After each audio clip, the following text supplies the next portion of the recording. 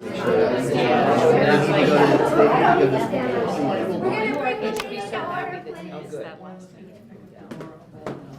a gavel.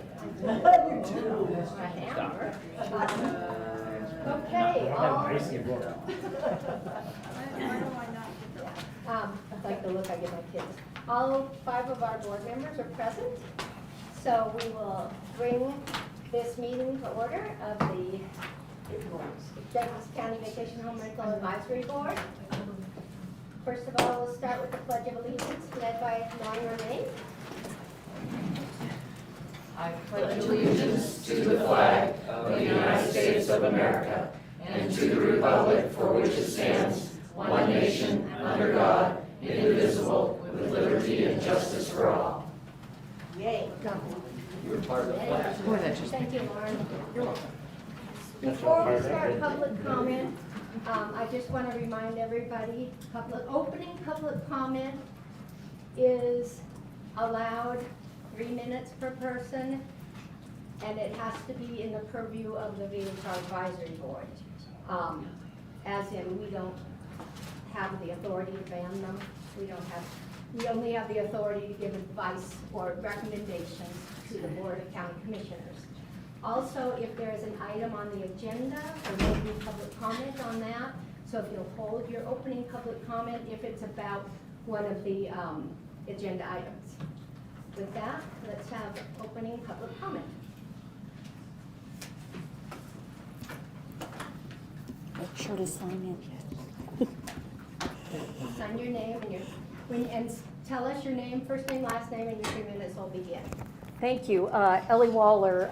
Today, as at last meeting, I'm here to look at everybody at the public. I'm glad you're here, but please don't waste the board's time, the fire department, anybody's time, mine included, on things that are out of control of this board. It's nice that there's lots of participants. We can turn in written comment that can be looked at by the program manager, Ernie. We're happy to have him on board. Today, I'm asking that everybody that submits information, try to get it in 48 hours before. I know we don't have a set time. I look at the agenda supplemental. A lot of people don't. I would also ask that we have a little more consistency in the submittals. I know, Ernie, that you're starting with this process. I miss seeing the vicinity maps where all the tier 2s and tier 3s are in the packet. It does help craft some of my comments. And how long does a tier 3 applicant have to change online advertisement if it's inconsistent with the rules? They may or may not have been brought forward in this format, but if they're discovered and somebody turns them in, it's just a question I have. I know it's labor intensive, but the fire department report and some of the room plots that were downsized on sheets are really difficult to read as well. And I know the packets are huge, but it really is for somebody like me that looks at the devil's in the details. Thank you. Opening public comment.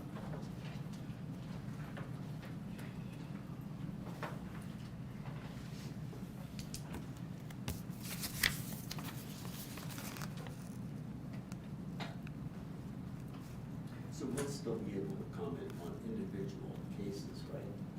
We don't do that now, right? If it's on something specific on one of the Yes, agenda items, yes. you wait till, unless you can't stay, and then you can do it now.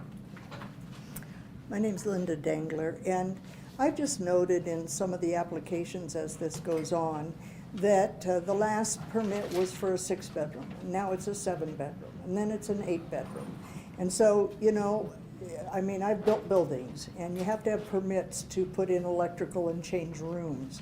So I'm wondering if, and electrical can cause fires if it's not done right. So my question to you is to review the previous permits and see that they've done that without any building permit, because I've looked up some that are doing it, and maybe making them prove how they got an extra, you know, they're getting extra bedrooms by adding an extra, I mean, they're getting extra people by adding a bedroom. And was it done legally? That's all. Thank you. Opening public comment. comment?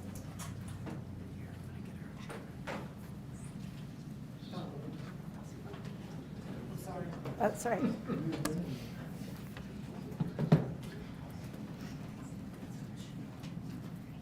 Thank you, Advisory Board, for your work on these issues. I'd like to suggest the Advisory Board hit pause on adding any more Tier 3, or Tier 2 for that matter, rental units for this community. Your Advisory Board was convened to clarify the VHR rules that are already not working. The Commission has been sued for VHRs already in place. Why would you add more fuel to that fire? And especially with the big hitters financially, Tier 3. We clearly have a problem with the rules and their enforcement. Each rule created or amended needs to have a run. Rules must be objective and clear without shades of gray. For example, occupancy. This number should be a 24/7 head count, meaning the number of people in the facility cannot exceed the maximum occupancy at any time during their stay. This would keep the dinner party from becoming an event that affects the community in regards to parking, noise, garbage, or just plain too many people. This clarification would enable law enforcement to take immediate action and cite the rental customer for breaking the rules immediately without listening to their story of woe. Parking and occupancy. Recently, I called the sheriff on a VHR, on an RV parking in the driveway of a VHR. My perspective was that they were exceeding their occupancy. If, for example, the facility allows for 6 occupants and they have an RV in the driveway, that could potentially allow 4 more occupants on that property. This is something that the neighbors shouldn't have to distinguish, the sheriff shouldn't have to distinguish. This should be a no by this advisory committee. Also, please supply the public with the official routing of our complaints through the system as part of your final document submission to the commissioners. If we submit a complaint by phone or email, for instance, when should we expect a response? The sheriff was excellent. They responded to me immediately. But I want to be sure that the committee and commissioners know that each of the VHRs that have a strike against them, that the public also knows this. 30 seconds. There could be a website similar to that for contractors, a VHR registry, so that people who live in the area and people who might want to move to the area would know whether there are bad actors in their community. Thank you for considering my suggestions.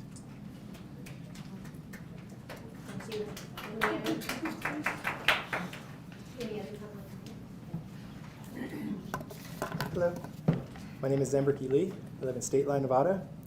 We need to take action now in the community to curb what I'm seeing as 3 major problems when I'm following these meetings is noise, garbage, and parking. Fortunately, a lot of this can be handled right now by dealing with the Tier 3 wedding venues and party houses, which are creating a great amount of noise, garbage, and parking issues.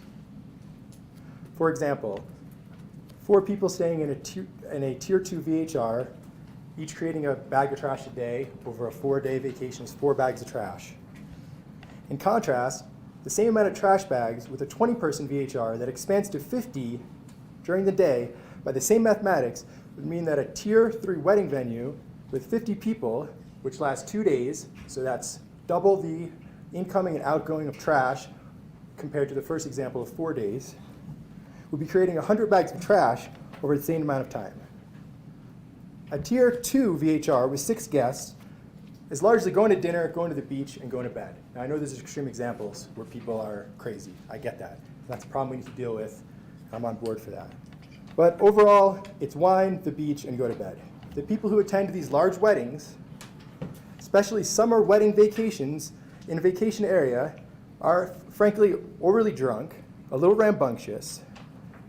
So to compare, 6 2-tier guests having a glass of wine in the same neighborhood, for this example, let's use Tahoe Blue in the Kingsbury grade versus a Tier 2 versus Tahoe Blue, which I know a lot of neighbors have a problem with.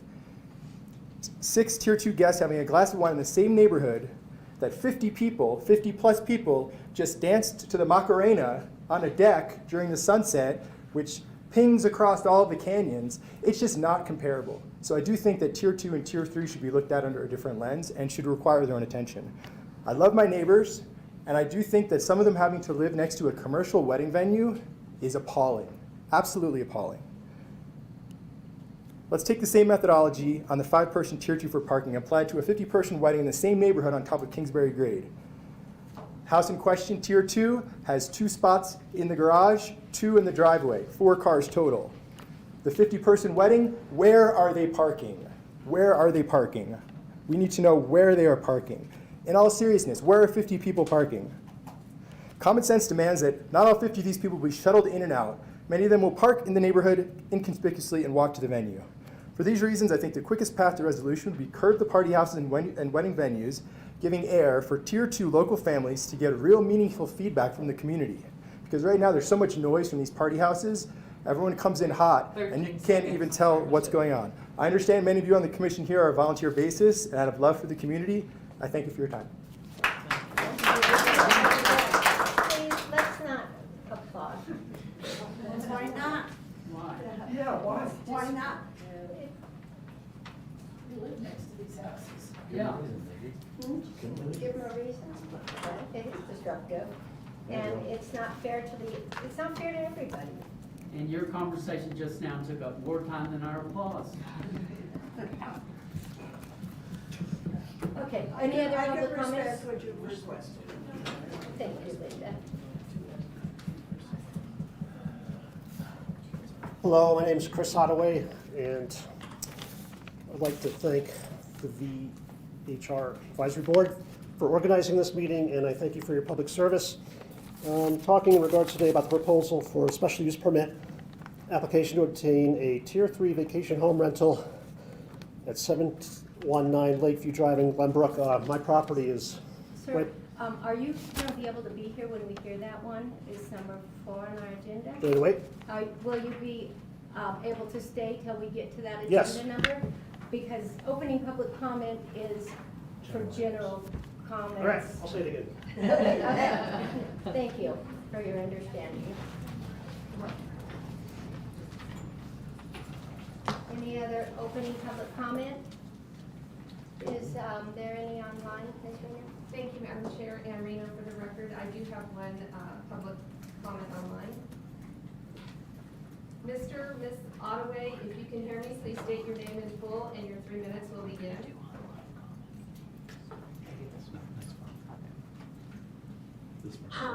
My comment is also for agenda item number 4, so I will wait until then. Thank you. Thank you. Madam Chair, there's no further public comment. Thank you. Let's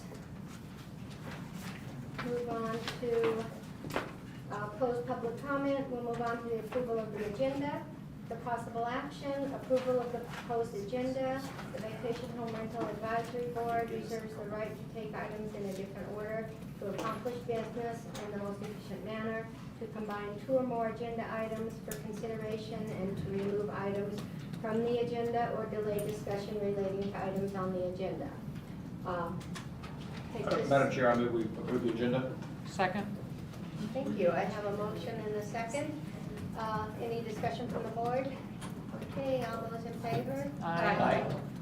Thank you. Approval of the previous minutes for possible action, discussion to approve the draft minutes of the June 22nd, 2022 meeting of the Vacation Home Rental Advisory Board. Discussion from the board. Michael? Madam Chair, thank you. On page 7 of the supplement, on action item number 2, on the 3rd line down, it says, Mr. Stranlow stated that neighborhood is at 14% capacity, 162 parcels, and 135 are currently VHRs. So just want to verify that those are correct numbers and what we're talking about there. Michael, which page was that? This is on page 7 of our agenda supplement. Got it. Action item number 2, 3rd line down.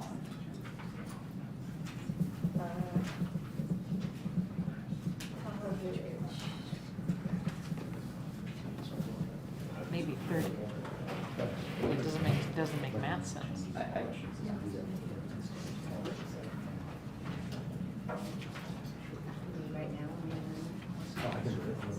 Kim? Oh, sorry. Go ahead. Madam Chair. Mr. Taylor. Sam Taylor, Douglas County District Attorney's Office, for the record. Just a reminder to board members, you can inquire with staff about facts and figures or things that are stated on the record before we get to this point in the meeting. That way, when it comes time, staff will have a response on hand. Madam Chair, I'm open to getting response to that at a later date, later time. Well, yeah, but if you're gonna approve the minutes, you have a question about that. Well, approve it, subject To the correction. The answer of this. We can also Okay. table All right. Right, exactly. Can we table it? I do have little nitnoid stuff and I don't want to take the time up with it. Sure. it. Madam Chair, I think we table Next, approval of the minutes until the next meeting. Second. Okay, I have a motion and a second to table the approval of the minutes. All those in favor signify by saying aye. Aye. Thank you. Okay. Wow, that's quick. We're doing this for you. Okay, agenda item number 1, for possible action. For the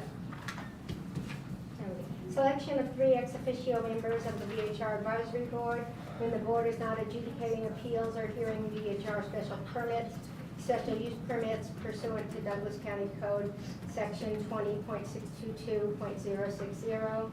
This is a little housekeeping. It should have been done previously to this meeting. These are our 3 members that will assist us in making recommendations that are allowed under the code for Douglas County and the law and that kind of thing. So what's been suggested is a representative from public safety, being Eric Gavon or his designee, the director, who's Tom Delaire, and a community development staff member, preferably from planning, having knowledge in TRPA matters, and that is Catherine Morales O'Neill, who is a TRPA expert in the planning department. Discussion from the board. Madam Chair, I wasn't quite sure why we carved out ex officio. My understanding of ex officio members is they don't vote, correct? And so given that, I'm not sure why we carved out discussions around VHR Tier 3 permits, because we continually ask them questions. So I wasn't, compared to what we did, we've always sought legal counsel in certain situations when we have discussed Tier 3s. Again, so my understanding is they don't vote, and why would we carve out anything? Why wouldn't they be ex officio members for any business before the board? Is that because by law they can't be an ex officio in a hearing? Mr. Taylor? Yeah, I can answer that for you, Mr. Breyer. Sam Taylor for the record. When we were creating this, the code in the first instance, and it went in front of the board, I think given the fact that the task force members had expertise in given areas, and it was understood that the code would be modified moving forward, and there would be recommended changes from subject matter experts such as fire department, Mr. Delaire in community development, and also, from planning. I mean, basically all 3 of these sort of elements kind of come into play in what sort of advice you would want to solicit. And so they would be able to discuss these changes with you in greater detail during the course of the meeting. And it would be a free back and forth, and it wouldn't be subjected to any OML restrictions or anything like that. That's, I think, what the initial sort of understanding was. If you want to change that, that can be one of the recommended changes that you want to eliminate. You can, for the future, change the members out to and expand their sort of area of expertise. But that's what it was at the time it was created. But can you explain the reason for the carve out that they're ex officio except bar? Why would they be used ex officio on anything we sought their advice from? I don't, maybe does my question make sense? Yes. Because there's a carve out in the document.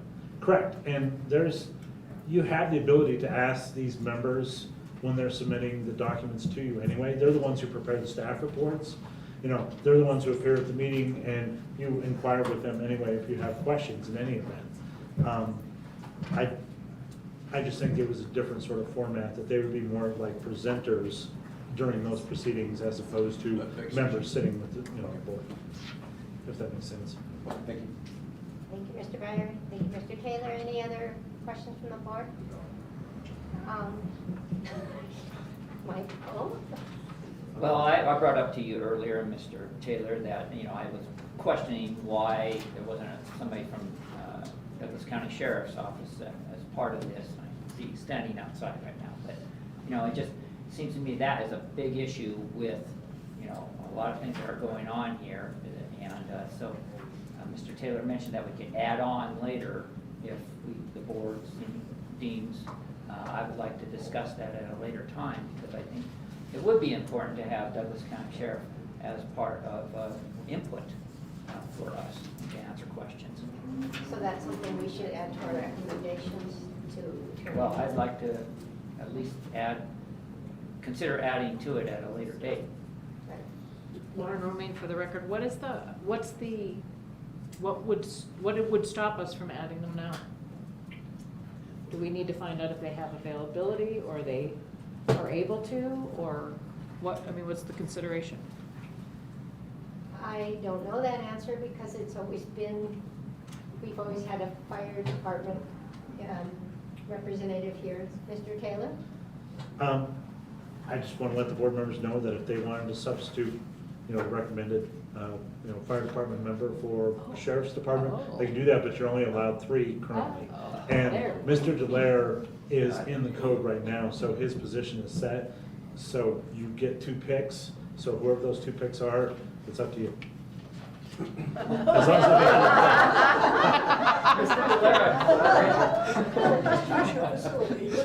Madam Chair, while I see the benefit of potentially the sheriff, I think when there is an issue that involves the enforcement of regulations, we could invite them as a speaker.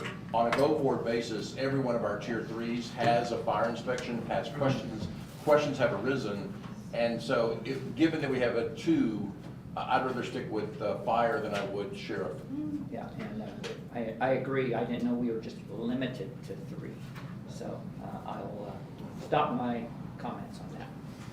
Mr. Strelo, do you have any comments? He did. Ernie Strelo for the record. Kate or Catherine that you brought out. The code also recommends a TRPA representative or somebody with TRP help for the planning department. So Kate was offered for that purpose. So that's it. Thank you. Any more comments from the board? Can I get a motion? Lauren? I'll make a motion to approve the 3 ex officio members of the VHR advisory board as recommended. I second. Okay, thank you. I have a motion and a second. We'll go to the vote. All those in favor? Aye. Do we need public comment? Yes. Oh, never mind. Say public comment? No. After the agenda item? No. You don't have to have it as long as you got closing public comment. Well, I didn't think, well then, It's up to the chair. no, I don't, I'd rather get to the issues that these folks are here for. Okay. So, if that's okay with everybody. Okay, all those in favor of these 3 ex officio members, Eric Ivana is designee, Tom Delaire, and Catherine Morales O'Neill from the planning department, signify by saying aye. Aye. Any opposed? No, thank you. Okay, item number 2. For possible action, discussion on a special use permit application to obtain a tier 3 vacation home rental permit. The subject application is for a 6-bedroom home, 12-person occupancy, located at 245 Logging Road, State Line, Nevada 89449. The owner is Tim Paskin, who currently has a Douglas County issued VHR permit, account number 084000896, APN 131824701-006. Mr. Strelo. Yes, Ernie Strelo for the record. Tim Paskin has begun the process of commencing the VHR permit renewal process located at 245 Logging Road at State Line.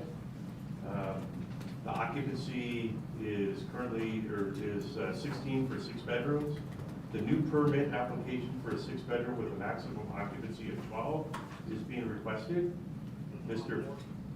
Paskin received approval for his Tier 3 preliminary VHR permit back in May, pending the outcome of the VHR advisory board decision from this renewal date. If it's denied, you can operate as a tier 2 with 10 occupants.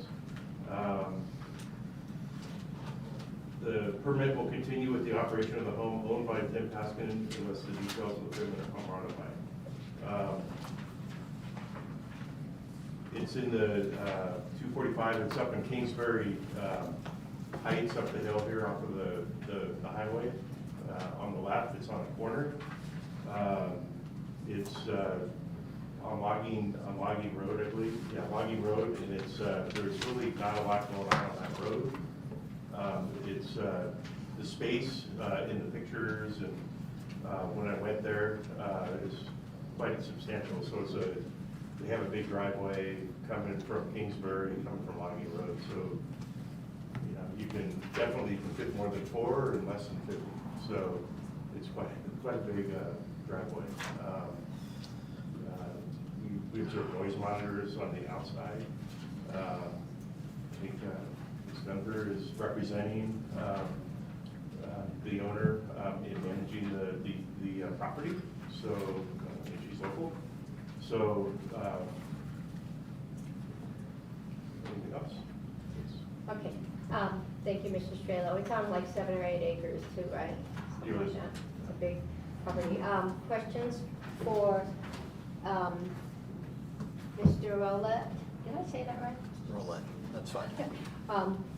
Regarding fire, or Mr. Strelo regarding any questions on the staff report. Otherwise, we'll hear from Heidi Gunter, who's property manager. Any questions for staff first? You, Laura? Laura Romaine for the record. Mr. Strelo, the trash affidavit.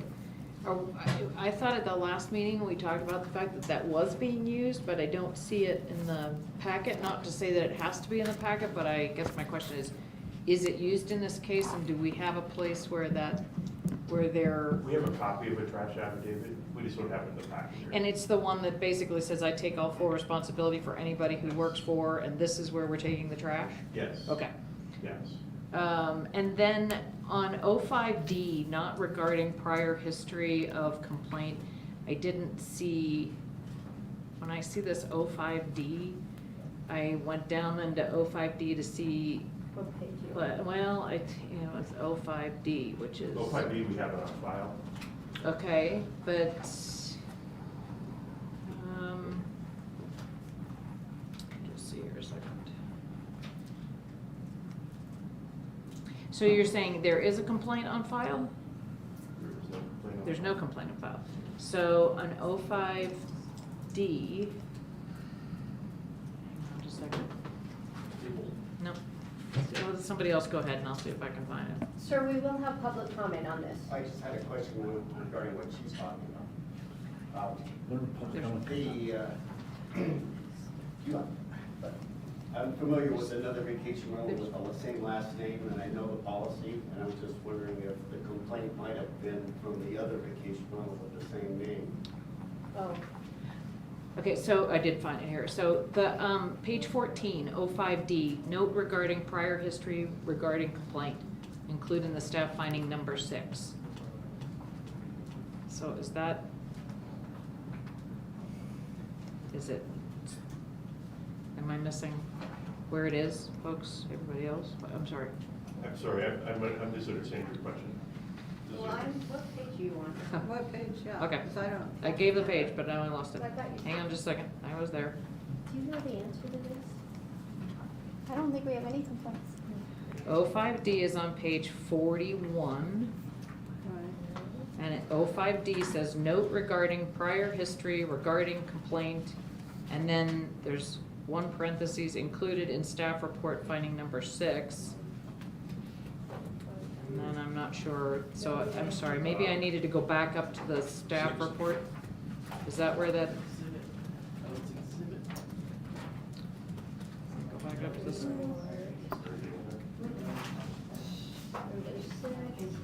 It says no violations or issues, under number 6.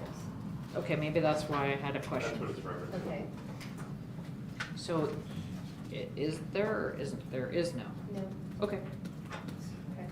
Other questions for staff or fire?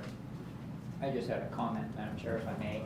Mr. Strelo, I noticed that there were some insurance documents on the supplemental. Yes. And I don't think we agreed that our board does not need to see it as long as you verify. So that way it doesn't go out to the public. Ernie Strelo for the record. Mr. Taylor and I, we were having conversations on Friday on insurance, and we just stuck it in there for record. Oh, okay. Lauren Romaine for the record. Just a quick question for Chris, and I don't want to put you on that, but I don't know if you did the inspection, but one of the pictures of, I think, bedroom, well, it's not bedroom 8. It's the 8th picture in that whole block of pictures, but it looked very small. It's like this one here. I mean, you guys go in, when you go in, it's the 70 square feet. It has to be those 70 square feet, right? So, Yep. Yeah. Yeah, so if you look at that, it's still, you can still get out that window, and 70 square feet's not very, very big. It's That's not very big. at least a full-size bed, if not a queen-size bed in that picture. Okay. Bunk bed. Thank you. Okay. Heidi Gunter is here to represent the owner. Maybe you can give your opening statement. Hi, everyone. My name is Heidi Gunter. I'm the owner of World Class Property Management. I also live locally here on Kingsbury Grade. My children go to school here, so I'm very much invested in this community, just like all the other full-time residents. Mr. Paskin, the owner, could not be here today. He's in the Navy. He is stationed in San Diego. The Navy's pretty big sticklers on showing up to work, so he's not here today. I believe you met him at the last meeting, though. Can't forget him. He's like 7 feet tall. This house is on 7 acres. There's hardly any neighbors. The neighbors that are on that road are very far away. And also F&B construction site is at the end of that road. And big trucks, construction trucks, are driving up and down that road all day long. I've included a diagram of where the noise monitors are located. It's on page 38. I have one outside where the hot tub and barbecue are located, also one inside the main living room area. Anytime that we have had a noise alert on the inside, you still can't hear it on the outside. And even if there was noise on the outside, I don't think the neighbors could hear it. They're so far away. We've had no complaints or violations for this house. For trash, we have a 3-can bear box that South Tahoe Refuge picks up on Thursdays. We also have trash cans located inside the garage. So if the bear box is full, they can store trash inside the garage. My cleaners take all the trash off the site if there's a turnover before Thursday, because the next people coming in need a place to put their trash. Otherwise, it's taken on Thursdays. And I know I signed the affidavit for 50 people. However, occupancy is occupancy. Even though this house can fit 50 people, we will not do that.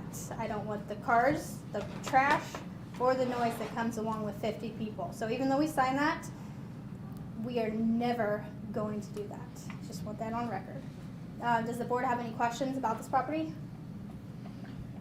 Michael? Madam Chair, thank you for attending today. Ms. Gunther, I want to make it known that I, along with Mr. Strelo, accompanied Mr. Gunter to this property and was able to get inside the house. My question to you is, it's a huge parking area. Are you still applying for 10 cars if there's only 12 people? We can do less. 10 fits. It'll fit more than 10 cars. It'll fit 10 cars plus an RV and a trailer and boat trailers and everything. We'll just keep it 10. It gives people options for trucks and boat trailers. This is a popular house for people coming up with a boat or jet skis because they know there is room in the driveway for that. We obviously don't need 10 cars. But you're applying for Right, 10 cars. because it works Or perfectly 10 fine for vehicles. 10 cars. I have a question for Mr. Taylor, if I may, Madam Chair. So how does motorhomes and boats count into the overall vehicle count? Are they a 1-for-1 is what I'm asking? Yeah. Mr. Taylor? Sam Taylor for the record. Quite frankly, I don't think that's been determined at this juncture by Mr. Delaire, who has the authority to interpret the code. So quite frankly, I don't know the answer to that. I do have a comment on that, if that's okay. For all the properties we manage, except for this property, we advertise no boat trailers, no RVs, no campers at all for any reason. This is the only property, probably up at the lake, that will accommodate that.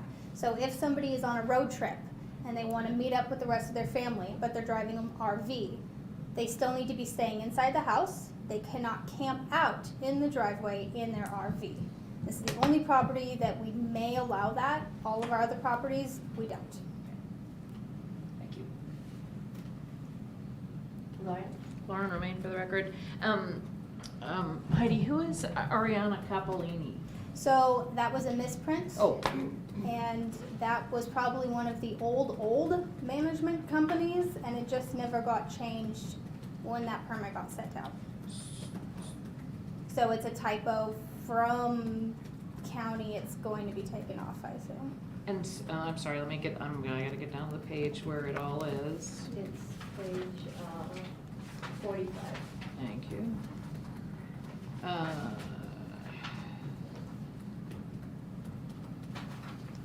45. I'm getting there, almost. And then, so managing agency would be World Class Properties. Correct. Is what's gonna be going So on. that needs to be fixed on the county side Yeah, and then resent out. okay. And so and you guys are the emergency contact, right? Correct. And then the place where your cleaners take the trash when it's not South Tahoe? It's either South Tahoe Refuge or the dump down in Minden Gardnerville or Carson City. And do they get receipts when they drop off? Sometimes they do. So I don't ask for the receipts back from my cleaners because that's included in the pay for the house. And I do know we've taken truckloads over there. It's less than $15 for a big truckload of household trash. So okay, I won't put you, actually, we can. I can get receipts. However, trying to get receipts from someone who's in a hurry, they've had a busy workday, it's very difficult. It's okay, you know me and the trash Yes. issue of illegal dumping, so it's just, I was just kinda curious, so. I'm very strict with so- my cleaners and my staff because they know the importance of misdumping trash somewhere or illegal dumping. Yeah. They know that they will be without a job if they don't follow the rules. Okay, I think that's it. Thank you. Anybody else with questions for Heidi or Keith? So, and I'm not suggesting you do this. First of all, I thought the ad was very well written. It's very prominent that it is capped. There are no weddings allowed. There's no other people allowed during the day. So I like that first part. Just for transparency, I was kind of surprised in the negative way when I heard it was 7 acres and saw where the house was, because the house is nowhere near the middle of the 7 acres. It's very close to the road. But what I did like was that the outside entertainment is on the opposite side of the house that faces the construction company and open land. So I was okay about the separation, but it wasn't because it was 7 acres. It's where the house is on the 7 acres, and it's actually pretty close to the road. We mentioned RVs. And in opening public comments, someone mentioned the RV. I would hate to give people ideas in an ad and say that, you're not allowed more than occupancy, even if you bring an RV, because I don't want them to even think about, well, maybe I can sneak it under the line here, but I am concerned about RVs, that people will try to stay in the RV and the house and exceed occupancy. Is there any way to address that? Like I said, to me, putting in the ad that your occupancy can't exceed that if you stay in an RV, people are gonna start bringing more RVs. You're gonna give them the idea. But are there any suggestions about that, about the RVs potentially encouraging people to exceed occupancy? So that's under my parking rules. If it says 5 cars max at any given time, it also says in my contract, no RVs, no boats. But this one does allow RVs, correct? I don't advertise it as that. So Oh, it's one of okay. those houses, if somebody calls and says, hey, this is what I'm looking for. I'm across the country road tripping it. I want to meet up with my family. What house do you suggest? This house. Don't even try it at another one of our properties. And so you do then tell them at that point in time, yes, you can bring an RV, but you can't exceed the occupancy. Correct. Even with the I explain the rules, and that's in my parking rules. I don't know if I have it on the advertising on this house, but it's in my contract. Thank you, Keith. Any other questions, Michael? I have a question. So on page 45, on your permit, on the VHR supplement, we have, the two phone numbers. One's, it says the ending in 1963 Timothy, but that's really Jaren's number for the emergency contact. In other words, for the owner, are we now placing the property management company number in there? And is that a policy? Or is For clarification, are you Yes. talking about the permit itself? Yes, Okay, so that owner is in the Navy, so he's not always reachable. yes. And our phone number is on there because you can text my number, call my number, and we are available 24/7. The owner being in the Navy, that would not be possible. Right. Well, I have no problem with that. It's just, I don't know, it's just a matter of housekeeping, I guess, is that, in my opinion, regardless if he's in the Navy or not, there should be an owner number, and then there should be a property management emergency contact number. But to be the same, I don't think that's right. So that's just my point of view. That's all I have. More of a comment than a Right. question. Thank you, Michael. Ernie can take notes on that. Can I Mr. say Taylor? something? Yeah, just for the record, Sam Taylor for the record again. The owner's number is not required if they do hire a property manager. Basically, that's why we have the property manager, so the property manager is the one being called. So the owner's number is not required to be there. The only time that it would be required to be there is when the owner is managing the property themselves. That's the only time when the owner's number is required. Okay. Lauren Roman for the record. Does the county have the owner's phone number? And the reason I asked for that is because we have had instances where you go through every number on here and you're not getting an answer. So, not on this one, but on other instances. So you guys do have a number, it's just that it's not on the permit because you don't, okay. Thank you. Ernie Strelo for the record, yes. Gotcha. Thank you. Any other questions? Okay, thank you, Heidi. Public comment on this item number 2.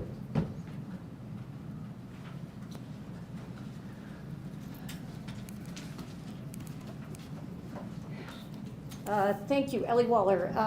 I decided it was time to start looking at the ads. Under TripAdvisor, there is some conflicting information in that one specific ad.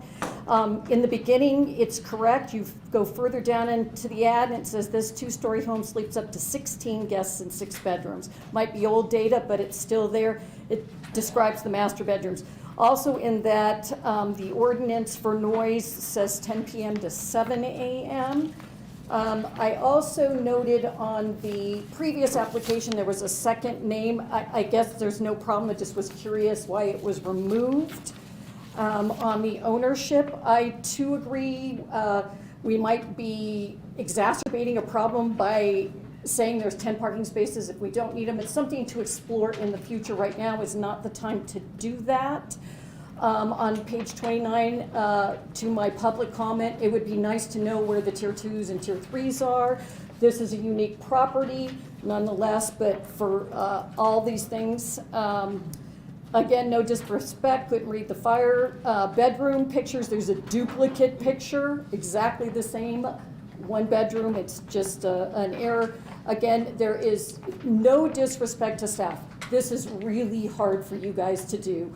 You have lots of information. I presume the inside garage pictures of the cans are helping people be directed to the trash if the box is full. And the motorhome issue really needs to be explored in more detail. Thank you. Thank you, Ellie. Any other public comment regarding item number 2?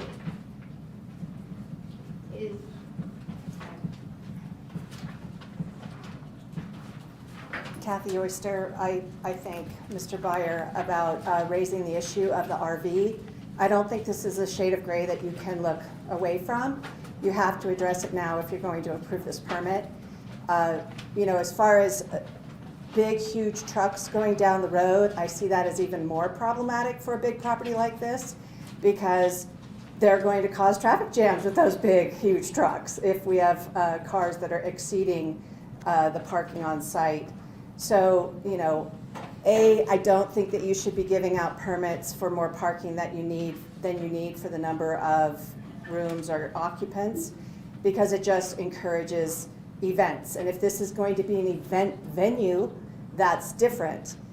There's a claim by the property manager that it won't, but that's not what you're approving.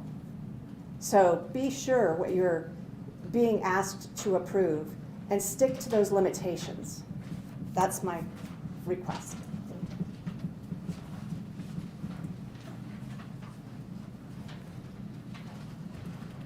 Linda Dangler. I agree with the previous statement that RVs should not be allowed on any of these properties because it just invites more people. And I agree with the parking, and if there's 12 people, what do you need 10 spaces for? I understand the size of the property, I understand that you don't need 10 cars for 12 people. That's excessive as far as using gas around here and fouling the lake and everything else. It doesn't make any sense to have that many more cars than the people. Usually for a 10 person, you've got 3 cars. That's allowed. Doesn't matter how much space. And I'm very, very against the RVs. I own one, and I would certainly come there and make an addition by staying in it. And 6 people can fit in my little bitty one. Those big ones probably have 10 people in them. I disagree with RVs. Yeah, except you can temporarily. Okay, any other public comment on item number 2? But I would argue it doesn't apply to this because here you're setting the occupancy limit and the parking limit, which is different than other uses. Ms. Reno, is there anyone online? Thank you, Madam Chair. Ann Reno for the record. No, there is no public comment online at this time. Okay, so let's bring it back to the board for discussion and a possible motion.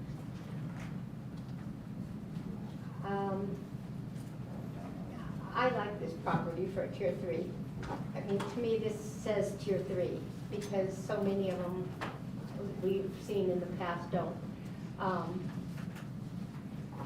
I think there's ample parking, and as far as safety is concerned for vehicles getting in and out, I think there's no issues there. That's Did you check to see if there's online? yes. Okay. Missed it, I'm sorry. Any other comments on this property? Patty? County Graph for the record. I like this property for a tier 3. As far as the RV issue, I think with property management, their history, and limiting the occupancy to the bedrooms only would help deter that. I would, on the parking issue, I have a feeling for me, and this would have to be addressed maybe later, that if there's 10 spots, I would count a boat as 1 parking spot and the vehicle that's towing it as 1. If there's snowmobiles, whatever is on that trailer, I would count that as a parking spot.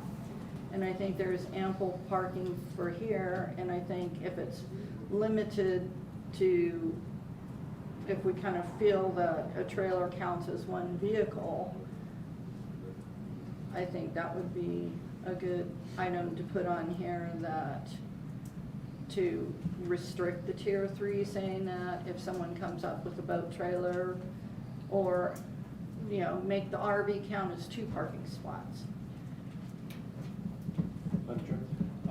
So I agree with you. I keep coming back. It's kind of like the RV issue. I think we haven't addressed it, and it's not in the code. And I think that we need to think about that as we start changing the code. And I like your ideas about parking as well. To me, obviously, a parking spot, if something takes up the room of a parking spot, it ought to be a parking spot. And there's some RVs which are one parking spot, and some may be 3 parking spots. So I'm not adverse to more parking, a 10 parking spot versus on a 12 occupancy. I rented with 3 people, and we have 3 cars.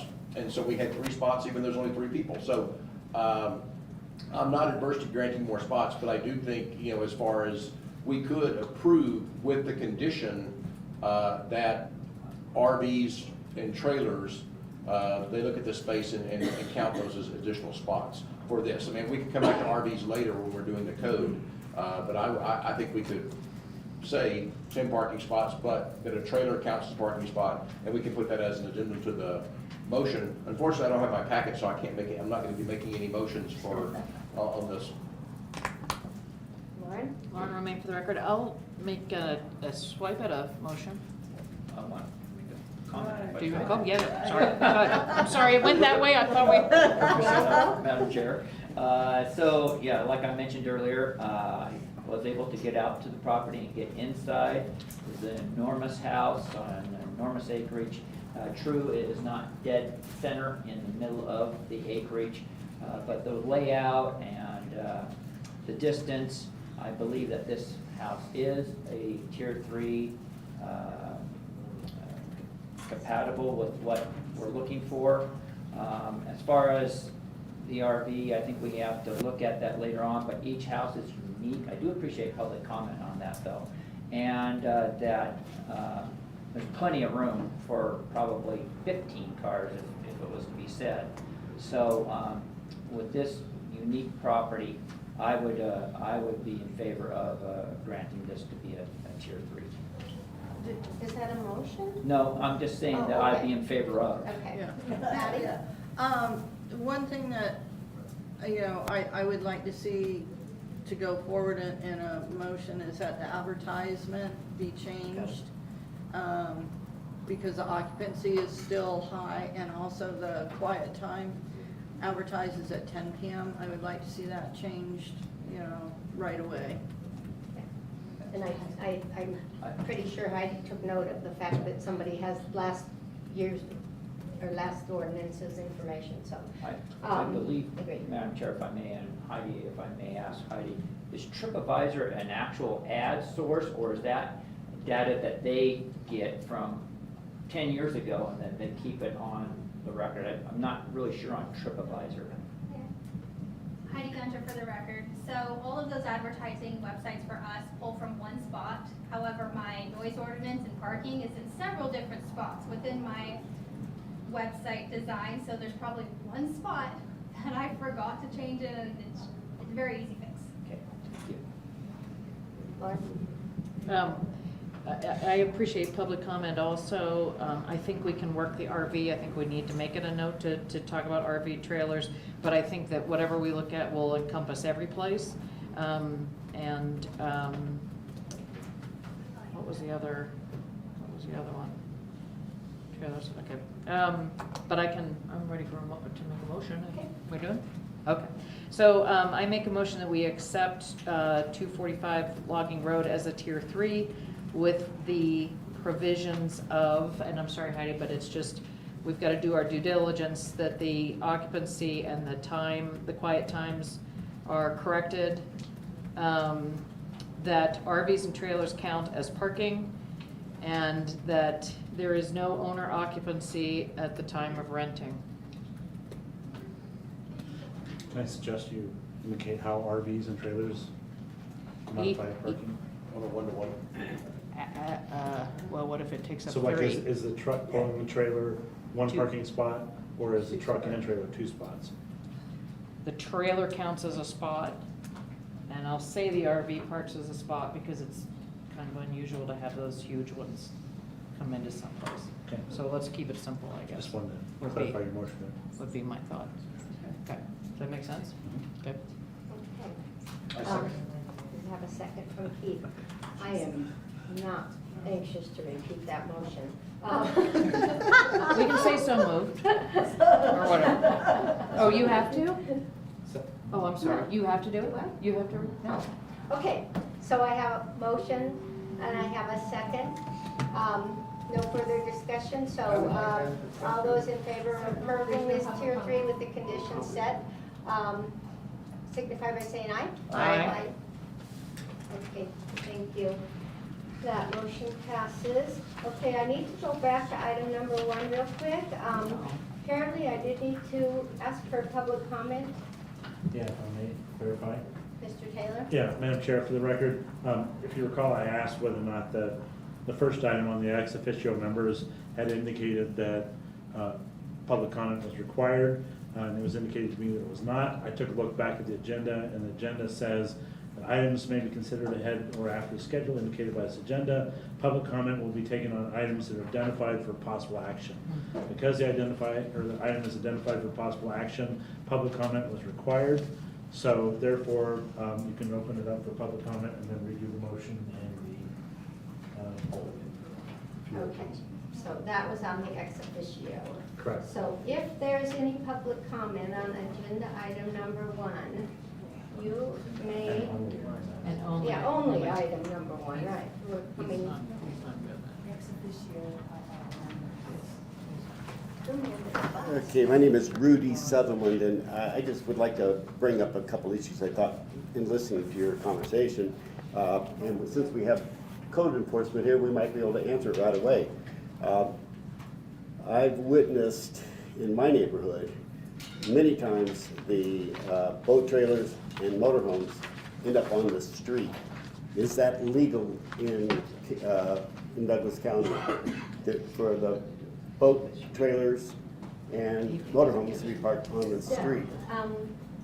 This public comment is about our ex officio members of our board right now. Oh, I was trying to comment on the issue you were talking about regarding motorhomes and trailers. That you can bring up in closing public comment, or you could have brought it up during public comment before we voted. Which I hadn't heard of before, so I'll try it at the end. Thank you. My name is Kathy Oyster. I would like to encourage you to have the Sheriff's Department at all of your meetings where you're making decisions about policy, as they're the ones that will be enforcing it. They'll understand if the shade of gray is going to be problematic for them. So please consider the Sheriff's Department.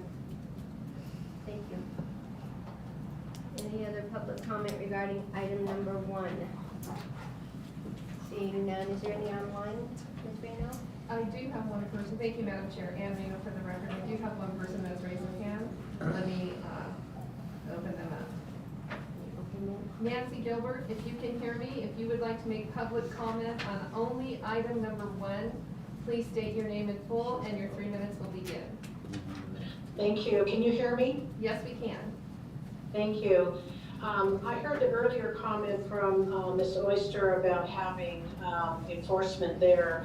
We're having, Nancy Gilbert, 464 Elks Avenue in Elks Point. We're getting more and more RVs that are parking at even tier 2s. Ms. Gilbert, and I don't know what enforcement, you probably have some input, but really guys, I don't think hotels allow RVs to be parked in their property to increase the amount of people there. The same problem we're having as well. Ms. So Gilbert, please, if I could you can please stop you. consider that RVs and other things are not, shouldn't be.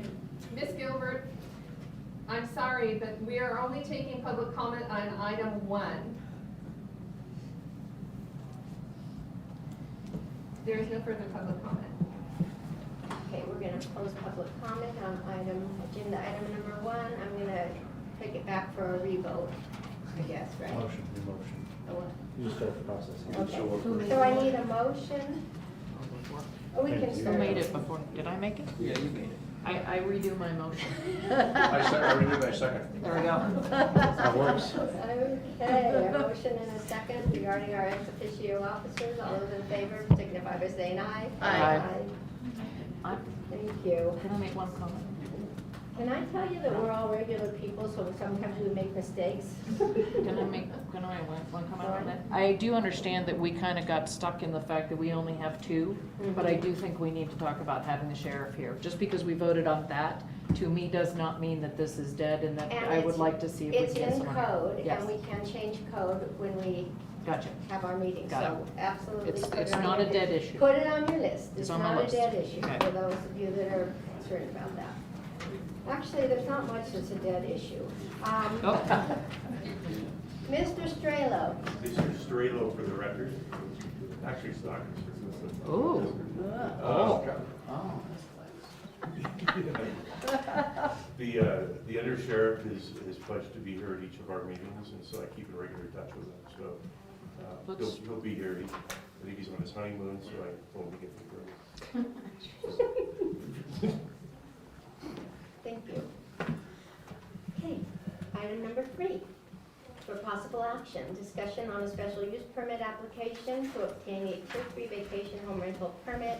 The subject application is for a 6-bedroom home, 12-person occupancy, located at 241 Chimney Rock Road.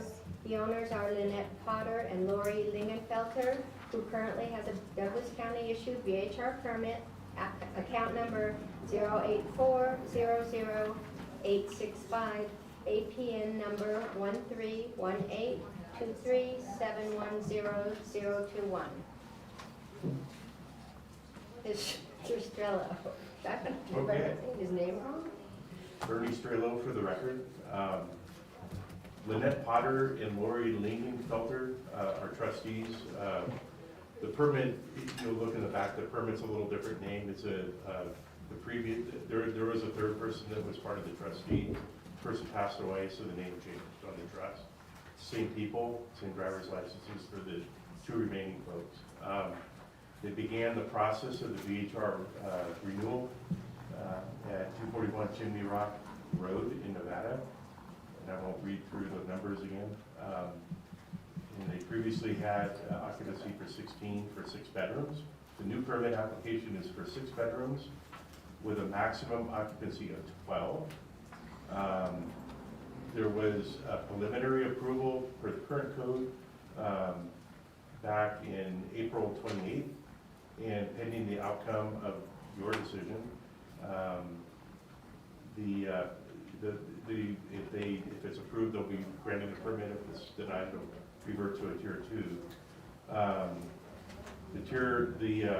The residents in the application, it stated that there was parking spots for 3 in the driveway and 2 in the garage. I measured the driveway. The driveway is actually 2, and I've let Ms. Gunter know that when I measured it. So it's really 4, and it is in a residential neighborhood. It's on a corner, so the density is more than the previous one we just approved. So there's noise monitors that are throughout the facility, throughout the building, I should say, not the facility. I don't think there was a neighbor across the street that there was like a rock, there was granite on the road in front of the building, but there's a residence about 12 feet to the left of or to the right of the building if you're looking straight at it, and then around the corner there's another building there. They're doing some construction. So I think that's all I have that I can think of. So I'll hand it back to you. Thank you, Mr. Strelo. Questions for staff or the fire? Madam Chair, so this brings up an interesting point, and I think I understand the logic of what happened. So the code does allow people to limit their liability through ownership structures. There was a trust with 3 people, one of them passed away, and so now the trust has 2 people. Did we verify that change? Okay, and what is it possible to add a person to a trust, or does it only get smaller? Because I can see the logic in the trust getting smaller and saying it's not a change of ownership. I can't see addition into a new trustee and it not be a new owner, and therefore the permit's not transferable. But I kind of want to get your logic that you worked through here and ask you if you had thought about a logic of the past. When trusts change, do you have a standardized set of rules about how you handle trust changes? Look at page 72. And go ahead, Mr. Taylor. I just wanted to get so they could look at it together. Yeah, I was gonna, Sam Taylor for the record, Douglas County DAs. I was gonna help you out, Mr. Dwyer. I think you have a good point relative to somebody trying to get around the rules governing the change in ownership. So I think Mr. Delaire and staff and Ernie would look at this quite carefully, that if you're adding trustees to a trust, but yet it looks like they're trying to attempt to transfer ownership of the property, and then the other trustees beg out, then that would probably be something that they would take a close look at. So you can't just, by virtue of changing trust members, change titles of property without us knowing about it. And that transfer of title would also show up on the assessor's website. So that's another way that we can check that. Mr. Chairman, let me continue that example. What would the code be if two of the trustees bought the third trustee out? It was not a death, it was simply a purchase. Is that new ownership, or is that continued ownership? Is that the logic of the question? Or is the code not clear at the current point in time? I would say technically, if the two owners were part of the original trust, that would not be a transfer of title, because the trust is what owns the home. It isn't, the members just have an interest in the trust. You know, I understand that the interest is what you're examining, but as long as the trustees don't change in the original trust that owned the home, I wouldn't see myself a problem with that. Make sure I understood you, as long as the trustees don't change. Yes. Because you said the trust is the owner, and I understand the legality of that, but if the trustees change, we would consider that an ownership change, even though the trust still owns it. Potentially. Okay. I mean, not maybe in every case, but they would I would urge staff to take a close look at that. Okay, thank you. Mr. Chairman, if I may, AJ Haynes for the record, Douglas County DA's office as well. I just wanted to also add that the way person is defined in the code is limited to an individual or a family, and that can include a family trust. But if someone outside, I mean, if the trust expanded beyond a family, it would no longer comply with the definition of person. Can you define family? Well, that isn't in the code currently. And it's not anywhere. We can't define a family, can we? It's in Title 20. I thought we defined it as people sharing living quarters.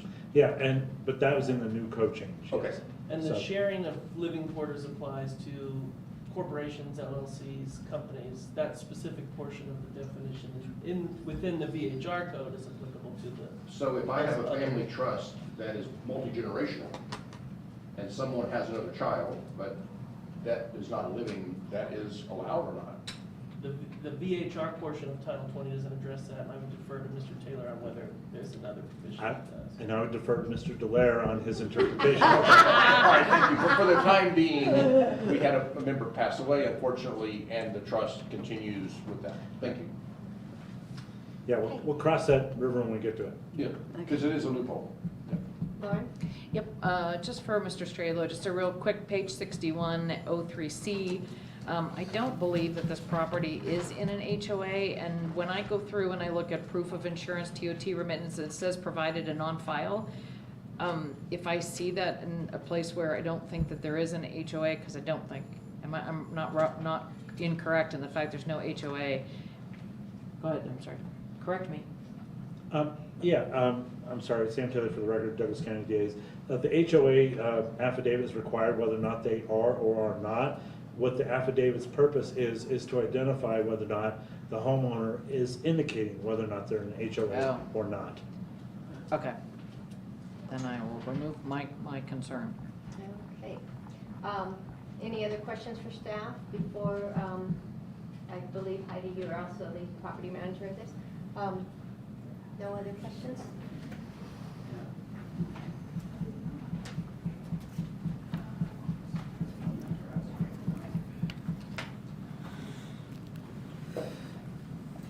Hi again, Heidi Gunter for the record.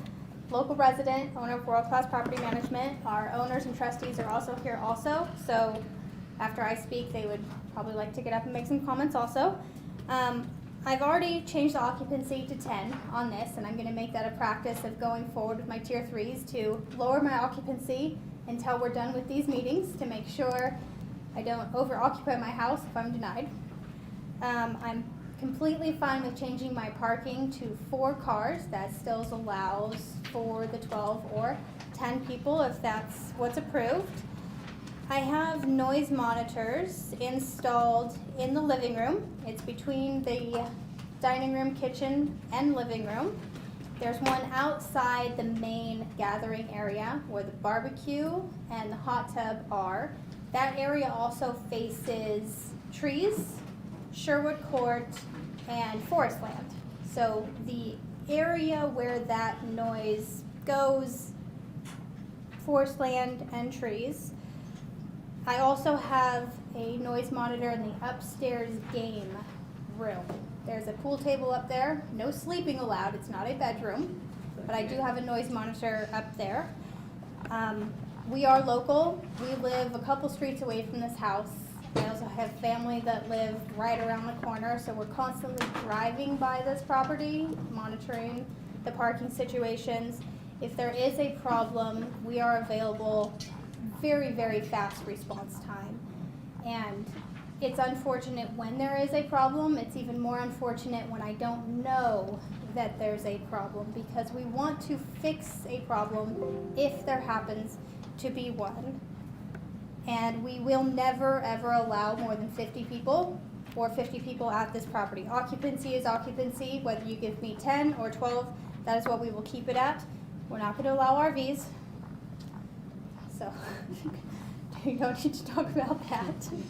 I have a diagram of where the noise monitors are located on page 63 if you wanted to see that. We have a 3-can bear box that is picked up at South Tahoe Refuge on Thursdays. There's also trash cans in the garage for overflow trash that won't fit in the bear box. My cleaners take that regularly to either South Tahoe Refuge, Minden, Garnerville, Carson City. They know where to properly put the trash. And no RVs. What about trailers? No trailers, no RVs. We're very strict about that in our parking rules and our contract. There's no room for it. No street parking. Even though Douglas County, you can park on the street for unloading and unloading, we don't allow it.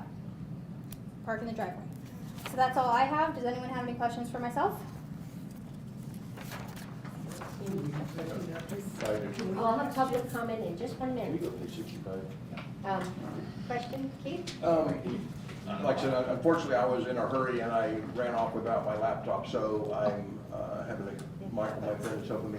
Can you go, so if you go to page 65 in your packet, this, and unfortunately, as someone mentioned earlier, the packet was somewhat unreadable this time when we shrunk some reports down, we shrunk some of the stuff out. Even if you blow it up, you can't read it. So we need to make sure that there's a picture of a site vicinity plan with a table and a thing and then a couch. And then there is on the right, there is it looks like noise monitor results. Yes. And it looks like when I'm trying to read it, there are 3 thresholds. There's an upper threshold, a middle threshold, bottom, and then there's the actual, which looks like only ghosts live here. There's absolutely no noise. Can you, I don't know if you had that, but I couldn't understand how you could possibly have that little noise. And I know that sounds weird, like everybody wants you to not have noise and then you have none. But And now you're questioning. I didn't know what this period of time was, because it seems like impossibly low noise. So, and it's a little blurry when I zoom in. We have 3 noise monitors, so that is what those little lines are. My lowest threshold would be my monitor on my deck, hot tub area. The other 2, I can't make those out, living room and game room. And even though I have those thresholds set pretty low, what you're seeing on the bottom, that little red mountain thing, that's just people hanging out, having dinner. But less than 5 decibels. Yeah. I mean, I'm breaking that right now. No, it wouldn't even pick up this on the noise monitor. How so? Yeah. So So you're saying that I can be having a conversation and it's not gonna pick up on your noise very, monitor? very low. I'm louder than you think. I know. So this, and I have other Because screenshots. I'll tell you, I talk about 20 to 30 decibels depending on how much passion I have in my voice, because I've tried it at home, when I was trying to set those guidelines, I had my wife hold the noise monitor 20 feet away, 30 feet away. 100 feet was not just some number because it was big and round. But I actually have played around with these things, and I can just tell you that's not even someone talking. Yeah, and I would be happy to I'm sorry, share. is that an way, so I'm 75 right now, 64, 62 right now, and that's from the back of the room. And I don't expect you, this is not a pop quiz on noise monitors, but I just thought that was very, so I'm gonna ignore that as evidence that there's not noise. I guess my comment to you. So if there was a noise event, a party, continuous loud noise, that spike, those little red mountains would be up to those lines. Can you that define you noise see. event? So you self-define a noise event, correct? Correct. How many decibels for what length of time? Correct. What length of time are you using? 10 minutes, and So- that can be shortened. Yeah, okay, so for 10 minutes. Because one of my comments I have is, I've had disturbances which are loud for a while, which is also disturbing. I've also had the very constant noises that aren't near 10 minutes. You know, if I yelled and screamed at you for 9 minutes, every hour, you would still be upset. And so I guess that's my question. You know, that's why I'm looking for these spikes, even though they're very short. That's what I'm looking for at reporting. When we have these that are very close to other houses, and this one is, I think, 40 feet from another house, I'm looking for both of those aspects. That, you know, it is a volume of time that's an event, a firecracker going off, a gunshot, whatever you want to call it, someone screaming, and not necessarily for 10 minutes. I understand the problem we have with noise monitors, want to take both those parameters, but when you're the next door neighbor, either of the parameters make a difference, not both combined. I agree, and they can all be customized. Yeah, okay. And I've actually contacted the Noise Aware company, and they'd be happy to do a presentation for you at some time, so you can ask questions. And I believe that they would be up for changing some of the dynamics within their software to accommodate our county also. Thank you. Thank you, Heidi. Any other questions here? You said that the owner. Correct. I believe that they probably both want to come up and make some comments also. You're welcome to come up, give us your name, and give us a comment.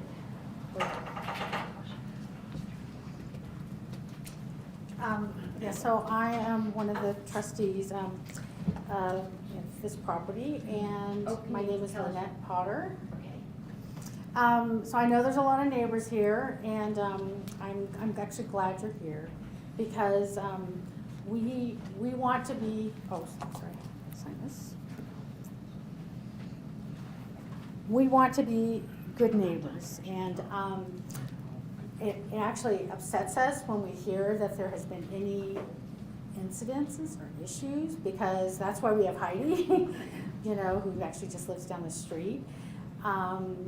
You know, and the reason we're applying for Tier 3, even though, I mean, it only gets us 2 more people, is because we want this to be a home for families. I mean, we don't want parties. We don't want anybody there that's not supposed to be there. You know, that's, you know, our purpose is for families to come up and enjoy this beautiful location, and for us, you know, to be able to provide this. You know, I have 3 kids, Lori has 3 kids. You know, Tahoe's a place for families. You can't do that staying in a hotel, you know, so you need vacation rentals. And honestly, whether we're a Tier 3 or a Tier 2, I mean, we're okay with that. But the point is, you know, I have a family of 5, and she has a family of 5. If one of our kids wants to bring a friend, or I want to bring my mom, suddenly, you know, we wouldn't be able to stay in a home. So you need some homes, I would hope, that, you know, allow for occupancy of 12. And I'm putting myself as in the position of the person coming up to rent. I'm an owner, but I'd like to be able to offer this property to families to come and enjoy it and also to be good neighbors. And if they're not gonna be good neighbors, we need to know, you know, I don't want to to ruin other people's you know, peace and quiet and tranquility. And so this is the one thing I'm saying, I'm glad you're here. I mean, please, I'll give you my personal phone number, Lori will give you hers, you know, you have Heidi's. If somebody's parked on the street, if they're making too much noise, if they're doing anything, you call us. Call me at 3 in the morning, I don't care. Because I will call the sheriff, I'll call Heidi, we'll get somebody there to get them out of there. And I say this whether we're tier 2 or tier 3. Please, we want to be good neighbors. And that's all we ask. Don't be afraid to let us know, because that's what we want to do, is be good neighbors. I have a question for the Mhm. owner. Yeah. Yep, Michael. So, thank you, Michael Swan. So, do you rent to just families? I would like to say we do. I don't have control of that. I don't know if there is a way to control that. I think I asked that question knowing the answer, so you Okay. can't advertise just families, and Right. that is, Yeah, I mean, I'd love it, you know, if we could like make occupancy limited to, you know, 6 adults and you know, 6 kids, or, you know, 4 adults and, you know, if there was some way to do that. I mean, that to me would be ideal. I don't want a bunch I have of. another question. Michael? She slipped up a little bit. She mentioned to her that she'd be okay with the tier 2 as well. Yeah, I know, I did. I don't want the aggravation, to be honest. You know, I want to be a good neighbor. I mean, but I would think you have to allow some homes to have, you know, occupancy of 12. I mean, you just can't have a family come up with, you know, extended families, you know, or friends, you know, so. You know, maybe I shouldn't have slipped up, but I mean, that's where I am. I feel like we have this opportunity here to talk to our neighbors. And For the owner of Keith, do you have a question? Any good? Would you like to make a statement as well? May I? Yes, Okay. of course.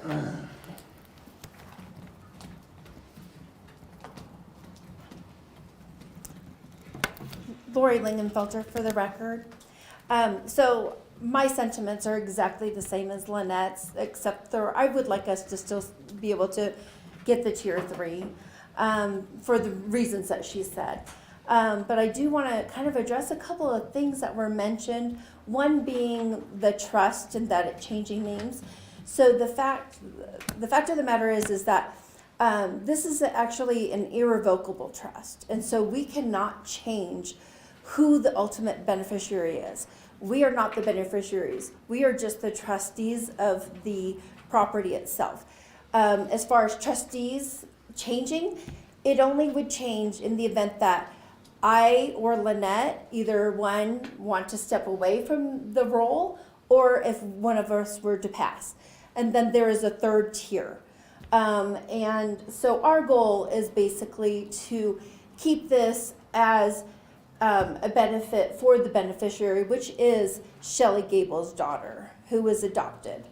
And so our goal is to try to make sure that we keep everything as it was. This is a home that they spent many years together, that she and Lynette and her family spent many years together. I too. It was a vacation rental for 16 people for almost over 25 years. So I think before VHR was even established. And well before Heidi and World Class Property Management were managing it. And so we just want to make sure we try to keep it intact as it has been. The other thing I wanted to address was the fact that our driveway is not conducive for a RV or a travel trailer or anything. So that's not even a remote possibility. However, the other thing I do want to address is that, you know, we try to make sure that we are friendly with our neighbors. We've been able to get to know Ann and Rudy, who share, you know, a fence line, and so we are aware of issues that they have. So we become aware when we're up here and they share it with us. We are not aware of parties or such because we haven't been told of any violations. that world class or us as property owners need to address. So we would like to be able to do that, but we can only do that if we're notified.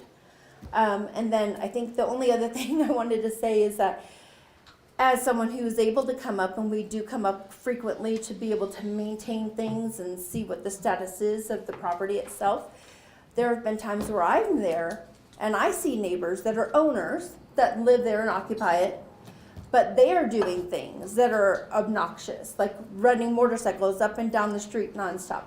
So that's not something that's within our control, and I hope someone doesn't think that's us. But that was something I personally witnessed from neighbors that live in the area, that they have big parties, and I've been there and I've witnessed it. So I understand the noise issues, and we want to make sure that that doesn't continue, but I'm not sure how else we can continue other than posting things within the property itself. Thank you. Any questions? No questions. Thank you for your statements. We're going to take this to public comment now. You have to come on up and sign your name and state your full name and your... I am Michelle Gerner, for the record. I am a neighbor. I'm the loud neighbor. I'm the neighbor that has the batting cage and the go-kart, and we have baseball gatherings, and we are definitely loud within the hours that we can be loud. I oppose Tier 3 for this property because of the parking situation with the potential of these daytime wedding events. I'm not opposed to 12 people staying there, but I am opposed to this flexibility of being able to have a wedding. Like, that really freaks me out. There's no room in this neighborhood at all. Sherwood Court is a cul-de-sac. My loud house is just above those trees. So I hear the pool table happening, and I hear families having a good time, and I hear bachelor parties having a good time. My issue is simply parking. Parking is hazardous. We can't come around that corner in the winter if somebody has decided to use street for parking without potentially sliding into trees. We've had people come and ask if they can park in our driveway. We have, the big loud driveway. So I just would like to say Tier 2 is great, or 12 people without the wedding venue possibility. That's my comment. Thank you. Public comment on item number 3.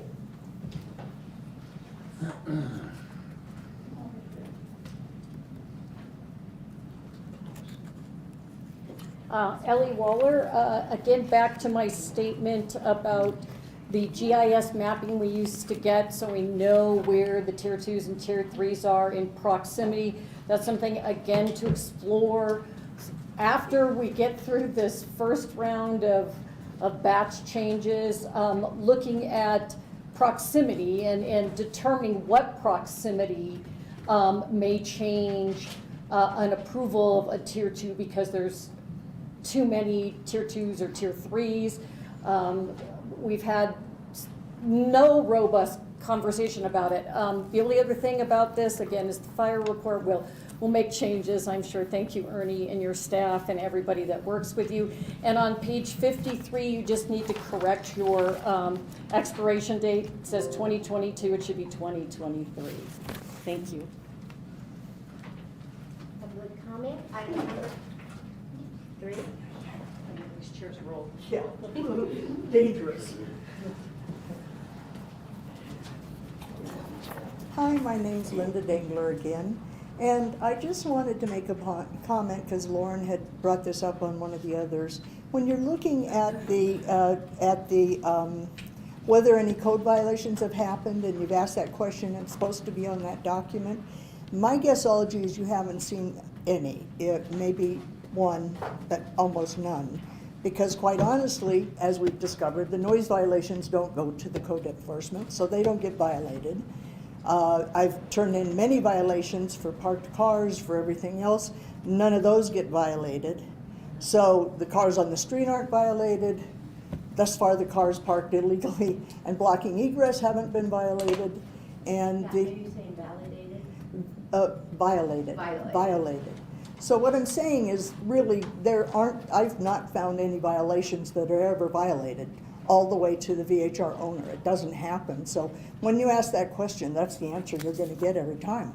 It looks all clean and good, but it's only because code enforcement doesn't violate anybody. You So. can report, right? Pardon? They don't get reported. No, they as don't. I violations. reported many. I know, I mean, the people you report them to don't record them as violations. I report it to code They enforcement. don't record it when you report it. I send Yeah. them, well, I send them actually physical pictures and documentation I to, believe you. and they don't enforce anything. There's not one thing. So, I'm done. Any other Thank you. public comment on item number 3? Yes. Okay. Okay.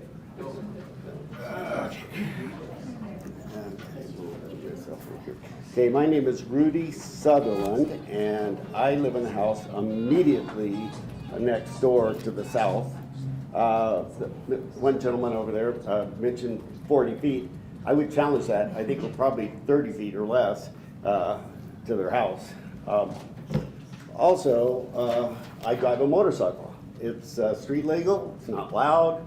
I don't know if that was part of the issue or not, but my biggest complaint, and I am in 100% opposition to any increased use on this property. It's been a public nuisance since we've lived there. One way or the other, we're good neighbors. We know the owners. We knew Shelley, the original owner, and we communicated with her regularly. But it doesn't stop the fact that we've had continuous problems ever since, way before they bought the place, or the transferred hands. The trash, they did put in a bear box. Prior to that, and I challenge your issue of keeping excess trash in the garage, because they've had twice where bears ripped open the garage roll-up door and went in and raided the trash inside. So just by saying, oh, we have extra trash storage inside, doesn't solve the problem 100%. The noise issues. We were out of town, but so kind of talking hearsay, I have a rental that's also within the 300 feet, and they complained to me terribly about the noise over 4th of July. I brought it up. We had a meeting with them this morning, exchanged some jams. We're friends, okay? But it doesn't stop the problem. When we brought up the noise, they called their property manager. 1 minute. And the property manager said, oh, well, maybe the noise monitors are off. Well, okay, there's a problem with noise monitors if they're not being run by some independent party. The main noise issue is the hot tub, which is opposite our site. But our parking, we have a picture just since you came out with the placards, with a car parking in our driveway with the placard in there. That's how we knew it came from that house. 30 seconds. So I think, if anything, they should be reduced in occupancy if they only have 4 spaces, because they park in the riverbed. We've addressed that issue, and it seems to have stopped. But boat trailers, yes. Motorhomes, yes. Not so much in their driveway, but right on the street. And they may not even be aware of it. Regarding the management company, we've called the owners usually. Can I finish? Can you finish your sentence? Yes. Please do. Okay. The owner said, call the management company, and in one case, the management company told us to pound sand. So I don't think that much of that management company. I'm sorry. Thank you. Thank you. I didn't remind everybody of 3 minutes. Okay, I'll try to make it quick, but I got, State your name and print your name on the form there. Is there a form? nope. Is there a pen? I think we ran off with it. That's my pen. Oh, I did take the form. There are no souvenirs in our. Once you state your full name, you're free. Okay, for the record, my name is Joe Pride, and just a little background. We've lived in the area, we bought the house across the street from them 4 years ago, and for the most part, it's been, you know, fair neighbors. Have no problem with Rudy's motorcycle, have no problem with Michelle's batting cage. And one other thing I want to add real quick is I'm totally unfamiliar with this whole process, and I want to thank, I guess y'all are all volunteers, and I want to thank y'all for doing this, because that's really impressive. And so my thanks to all of you. All I want to do is correct a few things that were said earlier. Yes, you can get RVs in that driveway because I've seen them, okay? And as I said, for 3 years, really not much of a problem. The sound does travel up there like, 300 feet is nothing for sound to travel up there. For the most part, it has only been bad in the last year. Now, in the last year, that property has had some real wild parties. The driveway, yeah, maybe it'll hold 4 cars, maybe, but I've frequently seen cars parked all over the lawn, and maybe it's my bad for not reporting it, but I didn't know where to report it to. We've got your card now, and we will be reporting violations when we see it. But if I don't see any reason why, if it reverts to, how many people can a tier 2? 10? I don't see any reason why it shouldn't be, because there's only like 6 bedrooms in there, so 10 people should be more than enough. And as I said, we've had some real bad violations lately. The most recent one was, they can complain about the motorcycle, but we got it on film where a four-wheeler came through our driveway, tore up into our yard, tore our yard up, and probably would have gone further up if he hadn't realized there was a drop-off that he couldn't make. So that was a complaint. I went across the street to talk to the people, and they claimed to not speak English, so they couldn't do anything. But there was the four-wheeler that I have on film, tearing up our yard, and it was right there in their driveway. And yeah, it was their four-wheeler, the rental people's four-wheeler. So, that I'll complain about. It wasn't the noise, it was the tearing up of my yard. 30 seconds. Okay, well, I think I've said everything I need to say. As I said, there have been RVs in there. There have been loud parties. The noise travels across the street to my house, and they've got four wheels that tear up the yard. So I really think Tier 3 is a bad idea. Madam Chair, can I ask a question Of this? am I allowed to ask a question? If you would like. Thank you. It's pretty egregious to have a four-wheeler in your yard. Did you report that? Well, I'm new to the area. I should have, Okay. and it was just a month ago, Diane? Okay, that's all I wanted to ask. But now I will be reporting things like that. Certainly need things like But that. no, I did not report to the property management because I didn't know at the time. Now I know a lot more. Also for our boards, or, it's helpful if calls are sent to the complaint line, the hotline, so that we can keep track of what's going on in each property. And I also don't have that number, I but have I'll get it before I leave. We will get it to you. And Mickey, I was gonna make a comment on that too, if I Yes. could. Can I do that now? Yes. Piece of paper and a pencil? I have it. Everyone piece of paper, okay, 775-783-6027. And I appreciate the fact that Heidi wants to be part of this and to, Repeat it again. 775-783-6027. And it's just, the county needs to know when there's issues. So, and That's we. the complaint line? That's the complaint line. We need to know when there's issues, so that, and we need to know that if you make that complaint to that and things don't, what your experience is with it.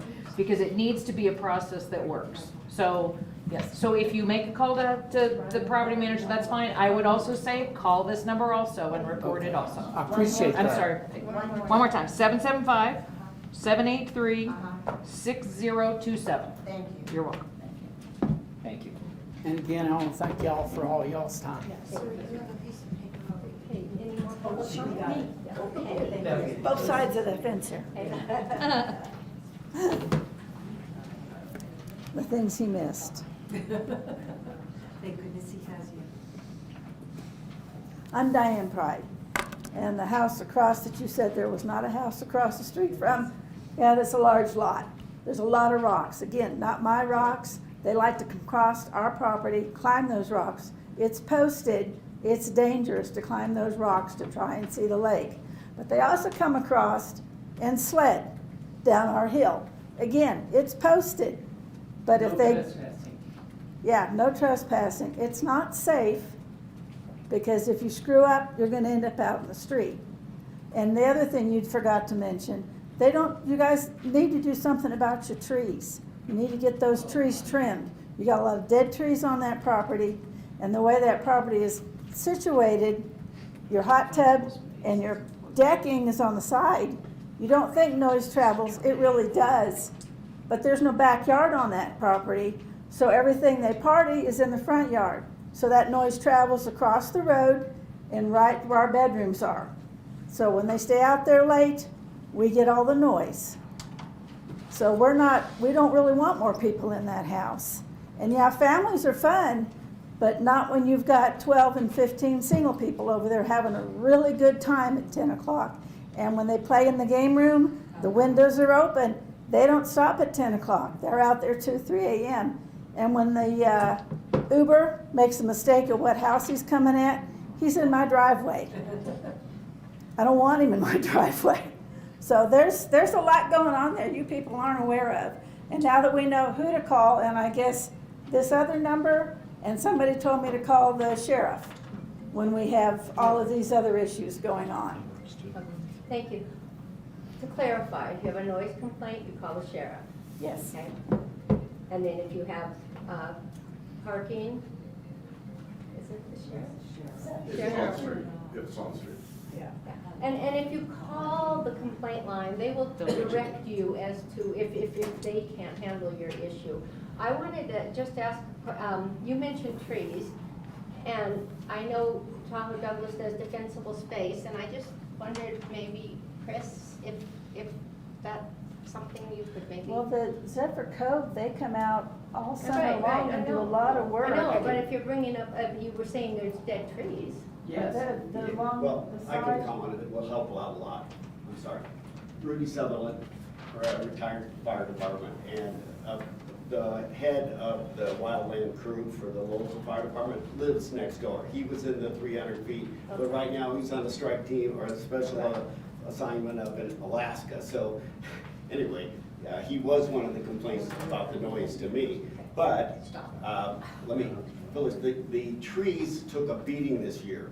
The fire marshal or sitting in for fire marshal will attribute this. They have a whole bunch of willows. They were crushed. And the owner told me she's planning on getting some work done. She actually asked me for a reference. And so I think it's going to resolve itself. But it's going to be a continuing problem because those willows come down every year. Well, and the trees aren't probably something we have any control over. I just thought if for information, if somebody didn't know, they could get a free. Yes, it's not in our jurisdiction. Public comment. Kathy Oyster. I have a concern about the surge to 50 that's allowed under Tier 3. I don't think that it should be allowed at this property. I have a comment about parking. I don't know if you know what happens when you have a car parked in your driveway, but police isn't going to help you. The tow truck's not going to help you. They're going to say put a warning on it for 48 hours. Maybe our district attorney, deputy district attorney can shed some light on that. But essentially, you're trapped in your house until that person comes and gets their car. So what can you do? You can wait, and as soon as they step foot on your property, you can call the sheriff and say, I have a trespasser. How many of you think the sheriff's going to get there before that guy gets in his car and leaves? It ain't happening. So what ends up is we get trapped by people parking in our driveways because they can't park for their wedding where they want to park. So please, give us a break. Yes, ma'am. Can I make a, oh no, I'm not asking. Okay. Can I make a comment real quick? Is it all right? Are you in the middle of public comment? Yeah. What's it? I guess a couple, I just want, okay, are there more public comment? And also make a comment after. I just want to get. Yes. Any other public comment on item number 3? Any public comment online for item number 3? Thank you, Madam Chair. Ann Reno for the record. I do have someone online for public comment. Dorothy Dean, if you can hear me, please go ahead and state your name and your 3 minutes will begin. Hi, my name is Dorothy Dean. I actually live very close to the VHR going for a Tier 3 at Logging Road, but I did want to comment on something that was put up during item 3. When the owner said that the neighbors, the people that live there, the full-time year-round residents, make a lot of noise. I wanted to point out that there's a distinct difference between VHR noise and your community's noise. In that if my neighbor across the street from me is making a lot of noise, I know them, and I can go over there and knock on the door and know what to expect when the door is opened. In a vacation rental situation, you have no idea the caliber of a person that is inhabiting that residence when you go there. So of course I would suggest calling the complaint line for that, but I did want to point out there is a huge difference between noise from your rental neighbors that you know and a bunch of strangers. And that's all I had to say. Thank you. That should be taken into account on every vacation rental permit. We don't know who's in there.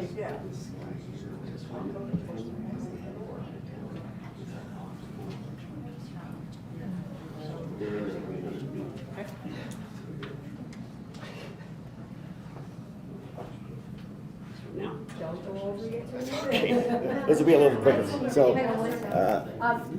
I'm making an accommodation to him because he's speaking on behalf of somebody that was not able to be here, who lives within the 300 feet radius. I'll write their names down too. But it's Wolfgang and Johanna Brox, B-R-O-X. They live at 253 Chimney Rock Road, in the 300 feet. And his big concern was the parking, and he wanted me to relay an experience that happened to them because, not all the time, but a lot of times when there's not enough parking, they park on the street. It's a very blind curve, and if they park on that street, it forces northbound traffic into the southbound lane to get around the parked car.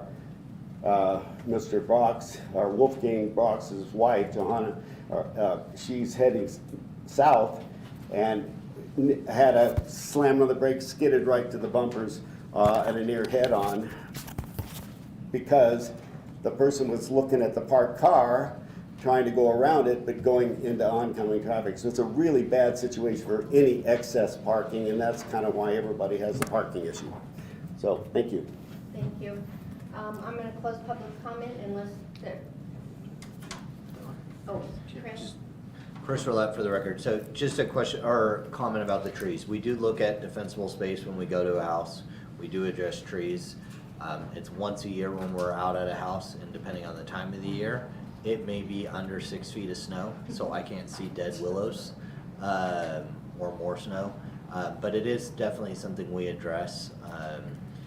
We are out all the time doing defensible space inspections, so if you guys have concerns about it, please let us know. Thank you, Chris. Anybody else? Am I able to readdress or no?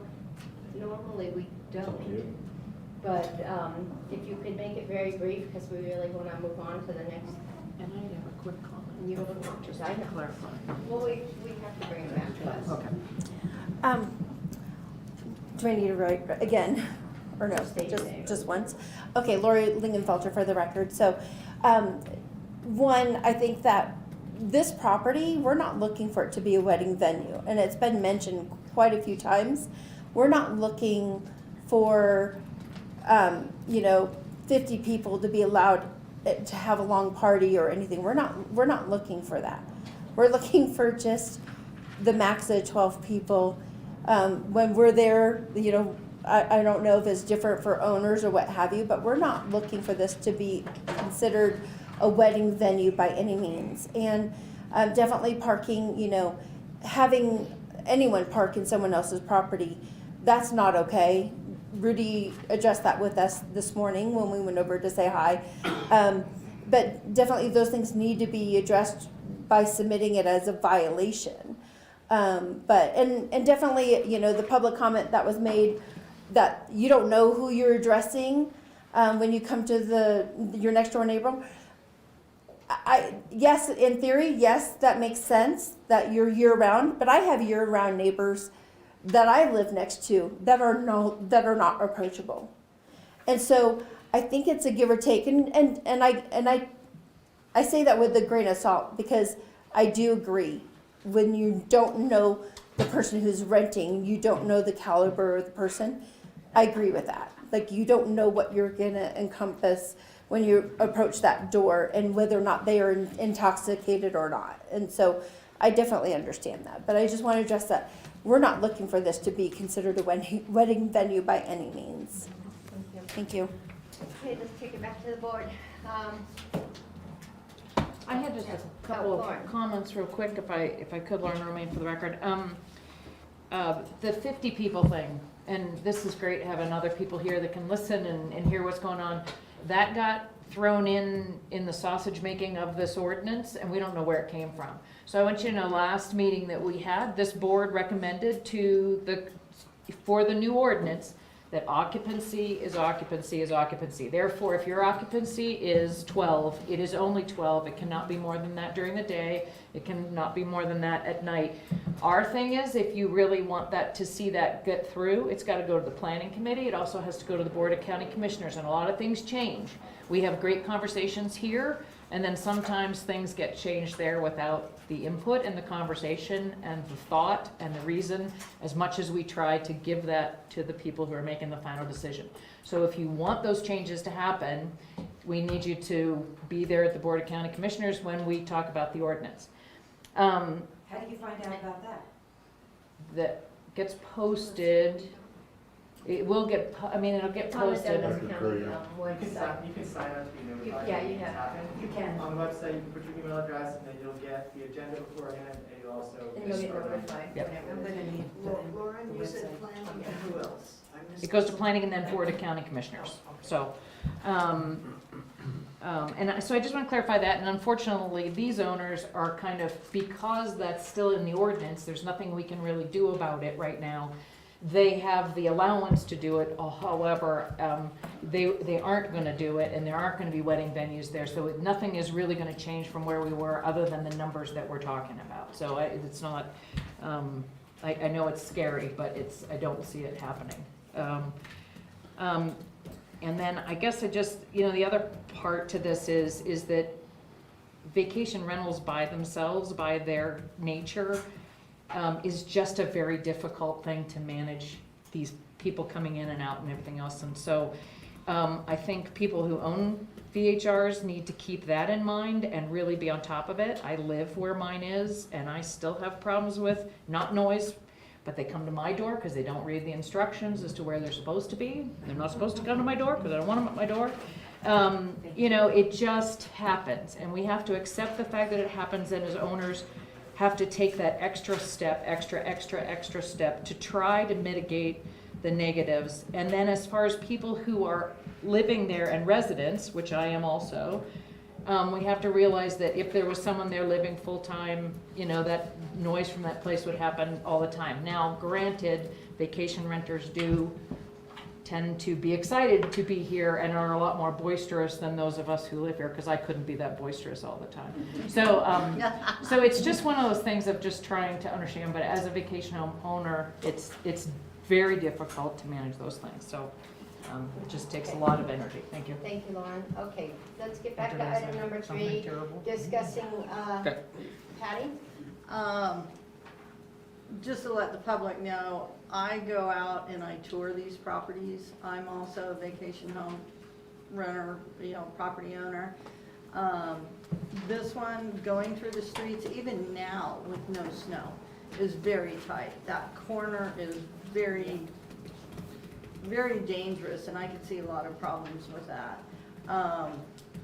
I just cannot see with the houses being so close, the noise, that I would recommend this as a tier 3. I think the owner is very happy with the tier 2. I would not want to approve this one. Michael? Okay, so I do appreciate the trustees coming here, and I appreciate property manager Heidi coming here. I had a chance, what's your name now, straight, Lowe? Doctor. Doctor. Dr. Lowe. Dr. Strangelove?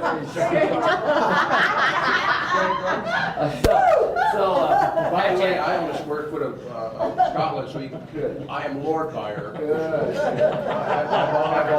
And I need to be knighted all. So, I had a chance to walk the property. The property is very nice, and it's just in tight proximity. And so, in accordance with what I have voted on in the past, it's just too tight for tier 3. It doesn't match what I think the county board of supervisors and also what I think should be a tier 3. So I would not be in favor of a tier 3. I feel the same, but it was actually interesting with comments because my concern when you're on the road is the house to the right, how close it was. And that was my original concern. And when I walked back and saw that line of trees, it's kind of like we were talking with Heidi. It's really, really hard to judge how far sound travels, but also how it dampens. And I was wondering if those trees actually block that sound, and apparently that they don't. And so, I'm still trying to work on what blocks sound and what isn't. But because of the 40 feet, I think it's too close. And so I would not be in favor of this one as well. And it was actually disappointing that the trees didn't make much of a difference. Because I was kind of hoping they did, because that could be a remedy. Maybe people can plant trees and dampen sound, but I don't think that's going to work. Thank you. Laura, did you have any more comments? I agree with the other board members. The street's the one that messed with my head the most, was that curve.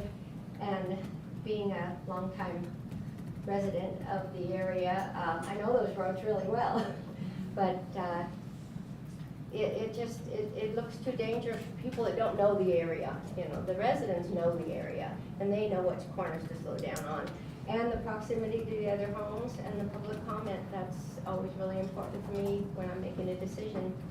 With that said, Michael? I'd like to make a motion, Madam Chair. Please do. Madam Chair, I'd like to make a motion that we deny item number 3, 241 Chimney Rock for tier 3, and that we limit the parking to 4 cars. Well, if it's a tier 2, we don't limit. Well, it was because of the parking limitations of the driveway. Mr. Taylor? Yeah, Sam Taylor for the record. You have jurisdiction over the parking for tier 3s, but not the tier 2s, which are set elsewhere. So this is not a tier 2 issue. This is So it can be remain as a tier 5 even though it doesn't. no tier 2. No, it can remain as 5 parking spots even though it doesn't meet the requirements. No, that's other portions of the code address the parking relative to. So the county should look. Yeah, it's number of cars. So they're going to do that. I don't need to make it in motion. All right, that makes it simpler. Madam Chair, may I readdress my motion? I'd like to move that item number 3 be denied at tier 3 at 241 Chimney Rock. I second. Thank you. I have a motion and a second. All those in favor of denying this tier 3 application, signify by saying aye. Aye. Aye. Thank you. Before we go on to item 4, does anyone need a small break?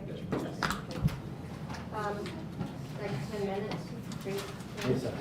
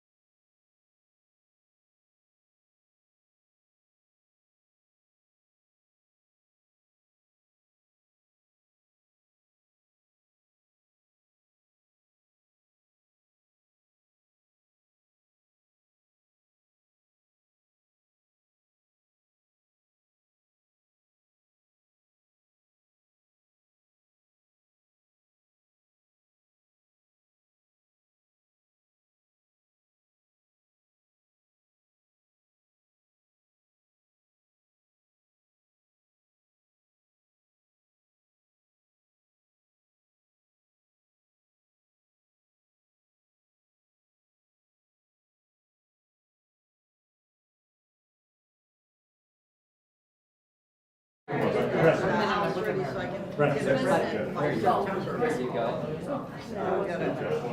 One in order. Recording in progress.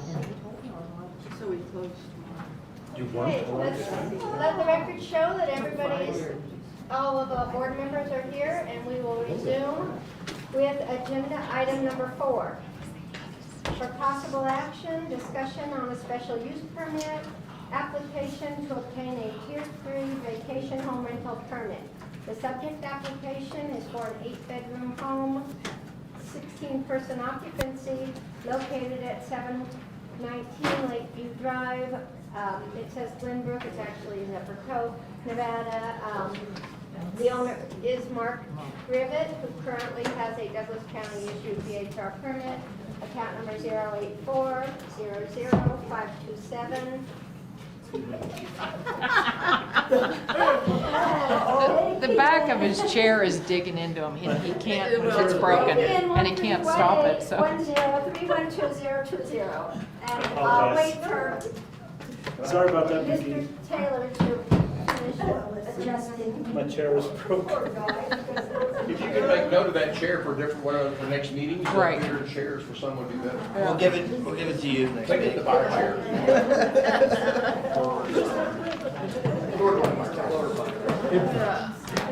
We discovered it was broke during the break, and then tried to fix it, and didn't quite put them on. I'm sorry. Okay, Mr. Strela. Hi, Ernie Strela for the record. Mr. Trivet has been renting, in the past, he had been renting his house as a 20, occupancy for 20, and 7 bedrooms. It has since reverted to moving towards a Tier 3 permit under the new guidelines. So he applied back in February for a permit, which is valid for 188 days according to the current code. And so he's currently operating as a Tier 2 with 10 occupants. It's in his home that he's renting is over in Zephyr Heights. So the chairman is absolutely correct. It was in the paperwork. I don't know why that changed. The neighborhood is not much different than the previous neighborhood we just discussed. The driveways are wide. It's about 25 feet deep. You can park 4 cars, I think, on there. It's about, I think it was 4 stories. I was out of breath when I got to the top. There's 8 bedrooms. I think I saw 9 here somewhere. I don't know where the 9th one was, but it's 8. In the application, it's 8. That's what I counted was 8. 2 of the bedrooms are don't have closets, and I checked with Tom, the director, and that's a legal bedroom. There was the concerns I had when I was walking through there was housekeeping. I had a hard time connecting with the property management and the owner to go through the property, but I got out there yesterday. There was one noise monitor that I did the base station. The noise monitor was behind a couch, stuck against the wall. So I'm not, in the inside monitors are not very useful anyways. And there was one outside monitor on the first deck on the 2nd floor above the garage, where the hot tub was. Is that the 2nd? It was behind the light. And actually, when I saw that, it made me realize, we need to have a way to check to see, make sure they're changing the batteries and these things. But there was only one monitor that I found. I asked housekeeping that was there that does the property.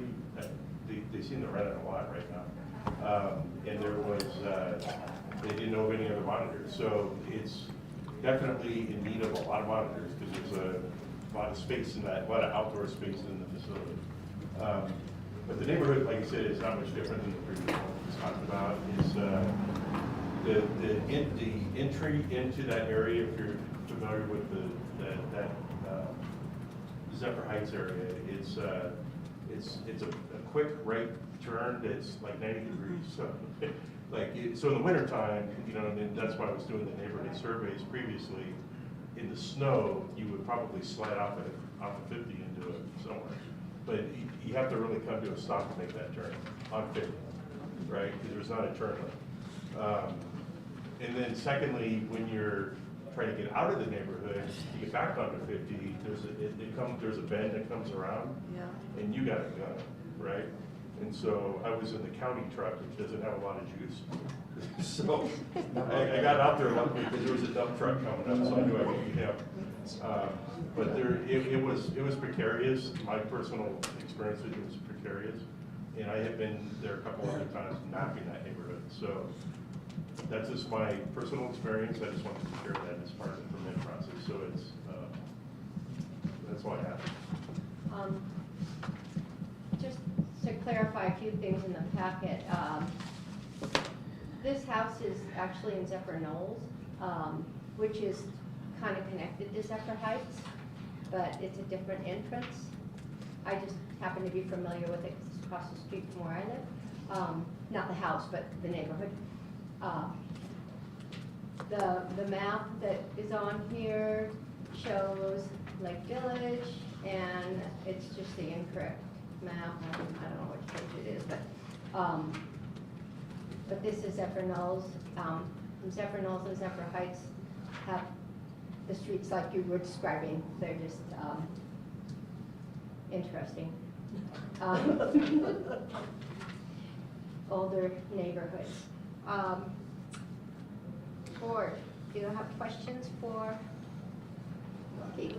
I want to make sure, I was trying to piece something together. It looks like this is owner managed, use the emergency contact, is that correct?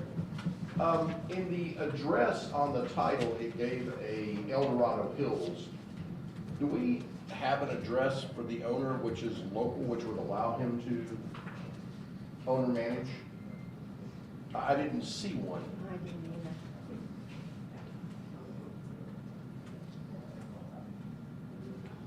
There's a P.O. box, but anybody can have a P.O. box. Is the owner here today or representative? Madam Chair, and Reno for the record, he is online. Okay, I'll save the question for him then. I just didn't know if we knew. All right, thank you.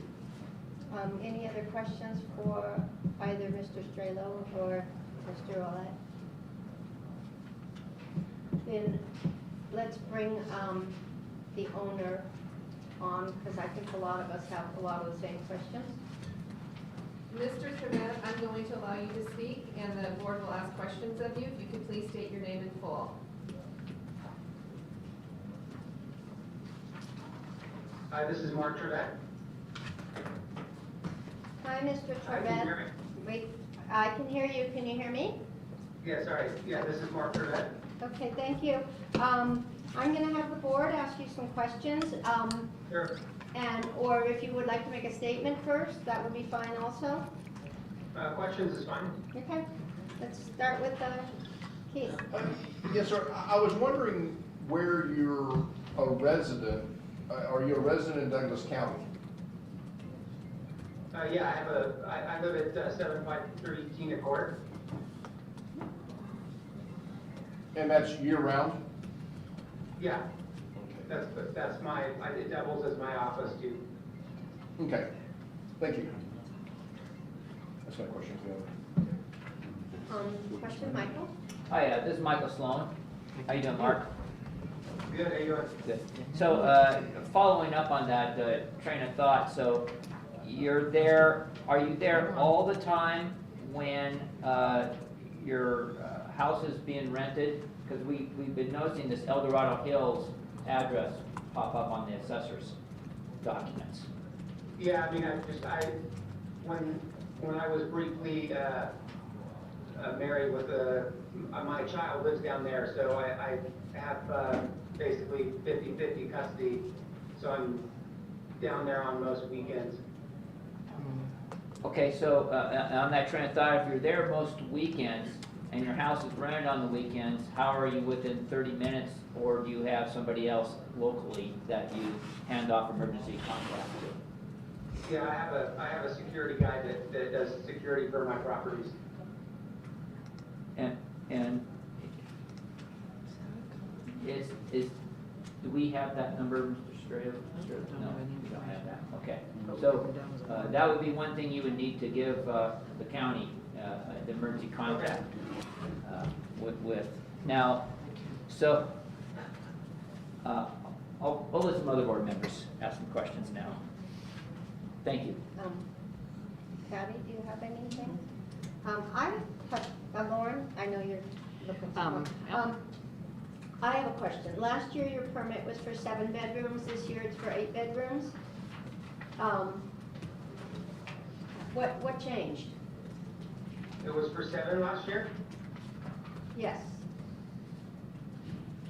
I wasn't aware it was for less than last year. Okay, and on your diagram of the home, it shows 9 bedrooms. So there's some conflicting information.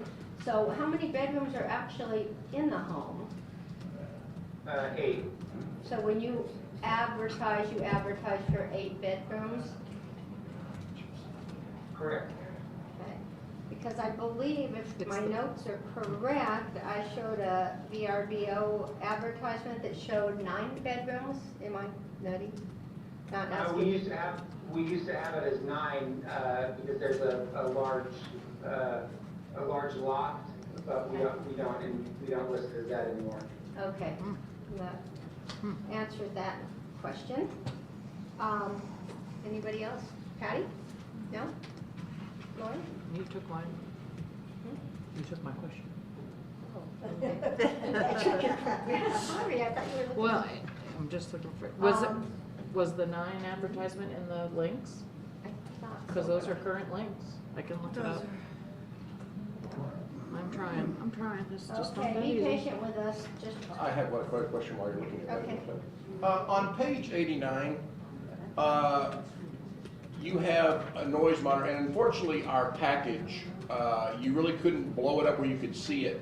But on page 89, there's a 6A, and it has a picture of the noise monitor. But beside it, I'm trying to figure out what the parameters you've set were. And I unfortunately, I'm not saying what you said was unclear. It's just when it got reproduced, we can't actually read what it's saying. There are some boxes that look like stair steps, and there are some boxes which look like larger red rectangles. Can you explain what that noise monitoring data on page 89 is saying?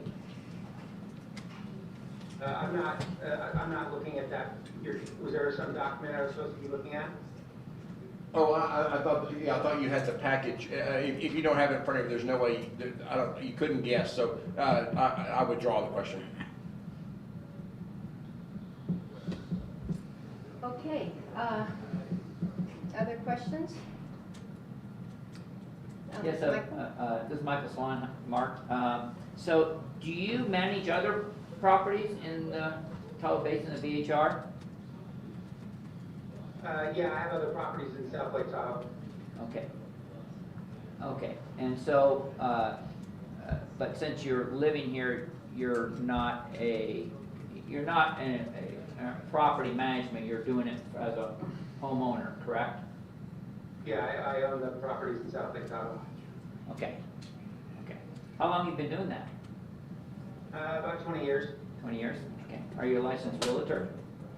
No. Okay. Okay. Any other real estate designations, CPMs, anything like that? Any what, sorry? Any other real estate designations or property management designations? You're just a homeowner managing, Yeah. correct? Yeah, Okay. correct. Okay. Thank you, Michael.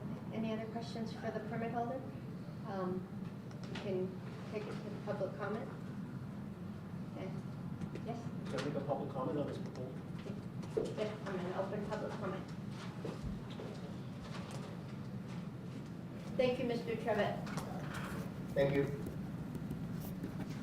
Hello, everybody. I'm Chris Ottaway from Zephyr Cove, and as the Madam Chair said, this house really is in Zephyr Knolls, in Zephyr Cove, not Glenbrook, as Madam said before. And so there's only really one road in and one road out of this neighborhood, and Mr. Strelo says it's very steep and curvy and dangerous.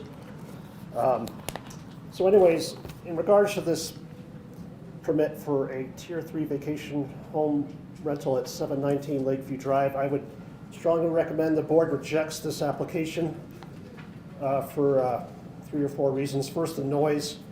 I've lived here for 17 years. My house that I own is bordering on Mr. Trivett's property, and months ago, and for 17 years, even the previous owner, there's always been a huge problem with noise. A month or 2 ago, it was 5 o'clock in the morning, and it was or roughly, and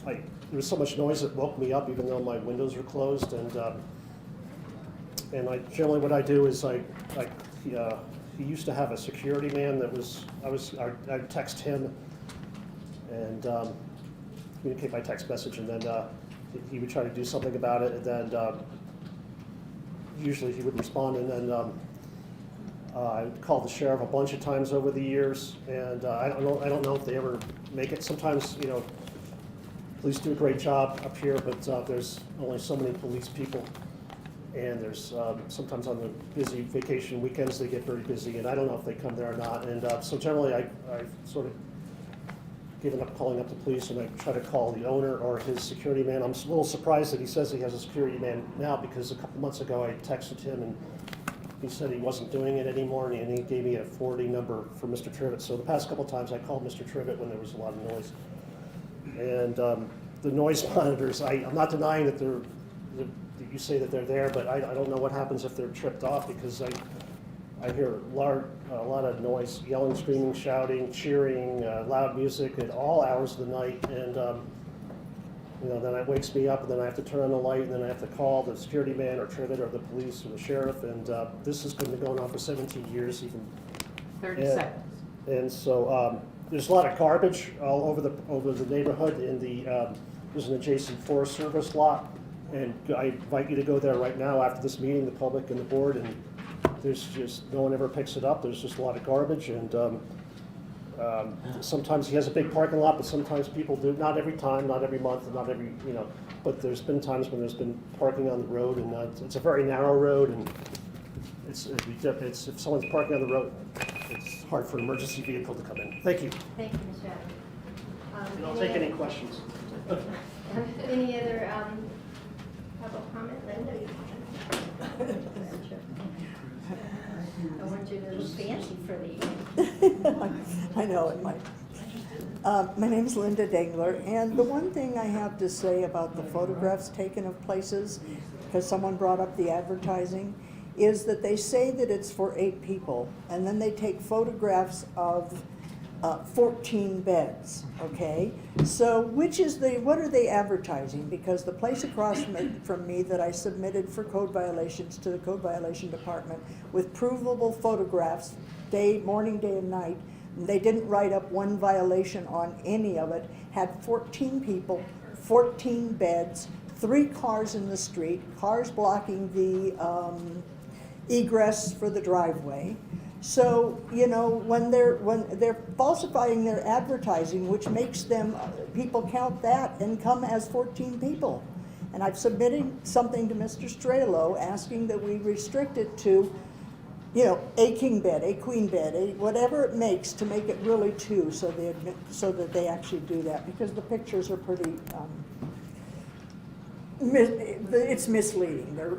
And what they're doing is purposely advertising for more people than they're supposed to have. So we just asked about advertising. Okay, public comment.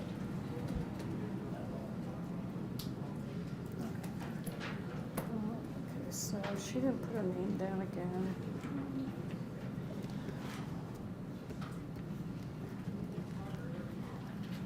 Try to keep the record straight. Ellie Waller, I have the same confusion about the bedrooms. Just in the future, and again, no disrespect to staff, I know how much work you have. Once we get these packages more consistent, I think that the plot plans with the bedrooms should have a number identified that is corresponding to a photograph, so we better understand, so we're not asking as many questions. It just for clarity purposes. This one is a little more confusing than most because it's changed the number of bedrooms and then advertising being different. I do have a concern with the discussion about who and how this property is being managed. Security guard is not what's in the code. Property manager needs to be available.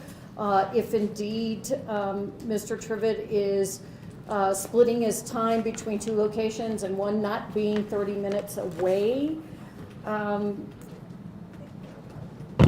And when you get the property manager, it's not if, it'll be when that person needs to be certified.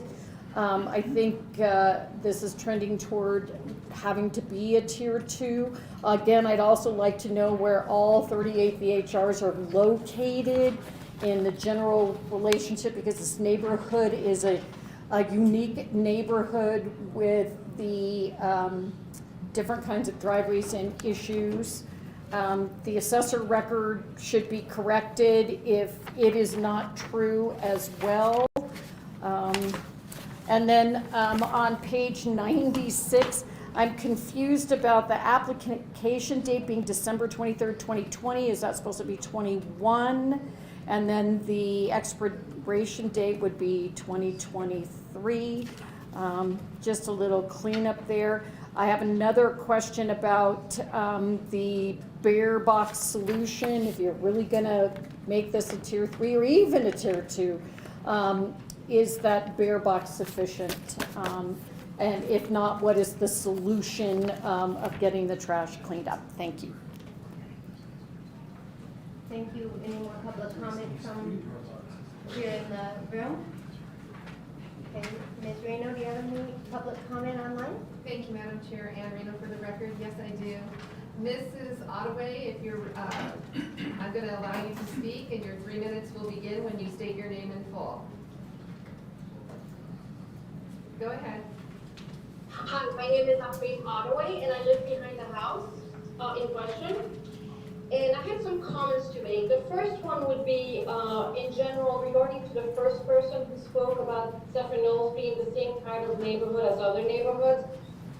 We actually are, we only have 37 homes, and 9 of which are vacation rentals, which is a much higher percentage that you guys have talked about. So we have a lot of vacation rentals in this very small neighborhood. We're nowhere near as big as Zephyr Heights. And my issue with the home is the noise that's been going on for the last, well, quite a few years since I've lived there. It's from the pool playing, and the woos you hear for hours and hours on end every day, sometimes from 6 to 10, and then after 10, and sometimes in the middle of the night. We can't leave our windows open in the summer, and it's pretty hot. Unfortunately, we only have 2 bedrooms in the back, so we can't really change furniture and move in with our kids when they're in a room. And so I feel like the owners has had ample time to deal with this. I feel like because there's no AC, all these windows stay open, and you hear the constant noise from the pool cleaning and the oohs and the cheers. And in terms of parking, I was really surprised to hear that it's only permitted now for 10 occupants, because usually you can see 8 to 9 cars can fit easily, tightly but well enough in that parking. It's probably the biggest parking in our neighborhood. And it's always a lot more than 10. I was just surprised to hear that, because that's like the big house, and I never thought that was an issue, that it was only supposed to be up to 10 people. So the parking, sometimes it's an issue when you have more people than 10, because when they park on the street, like this past winter, there was a lot of ice on the driveway on their parking side, and somebody came in and was getting rid of the ice, but in the meantime, people are parking on the street, which means that as part of the GID, we're supposed to be able to remove snow and do it well enough. And I get a lot of calls from Buckeye saying that he has to go on cars on our street, including for 719 Lakeview Drive, so that could be an issue too. And during the day, you don't see people coming up, because at night you can see the lights, so you know somebody's coming up behind a parked car, and the road is not wide enough. But during the day, you don't necessarily see cars coming up, especially when it's icy, so you need, 15 you seconds. just need more people not parking on the streets, just so we can maneuver. Another point I wanted to make about, so another point is some of our neighbors have actually emailed the committee to make comments because they couldn't make the meeting. But yeah, in terms of garbage, usually it's not a lot, but it's on the days people leave. You'll see cans, water bottles, wrappers, all that. Ms. Ottaway, your 3 minutes is up. Thank you. I want to clarify something just so for what she said, that she said there's 9 VHRs and there's only 37 homes. The reason is they have Zephyr Heights and Zephyr Knolls combined, and it had something to do with, GIS did it through TRPA, and so it's sounds extraordinary that they have 9 VHRs in their 37 home neighborhood, but those 2 neighborhoods are combined as one. So there's 200 and some odd homes in there.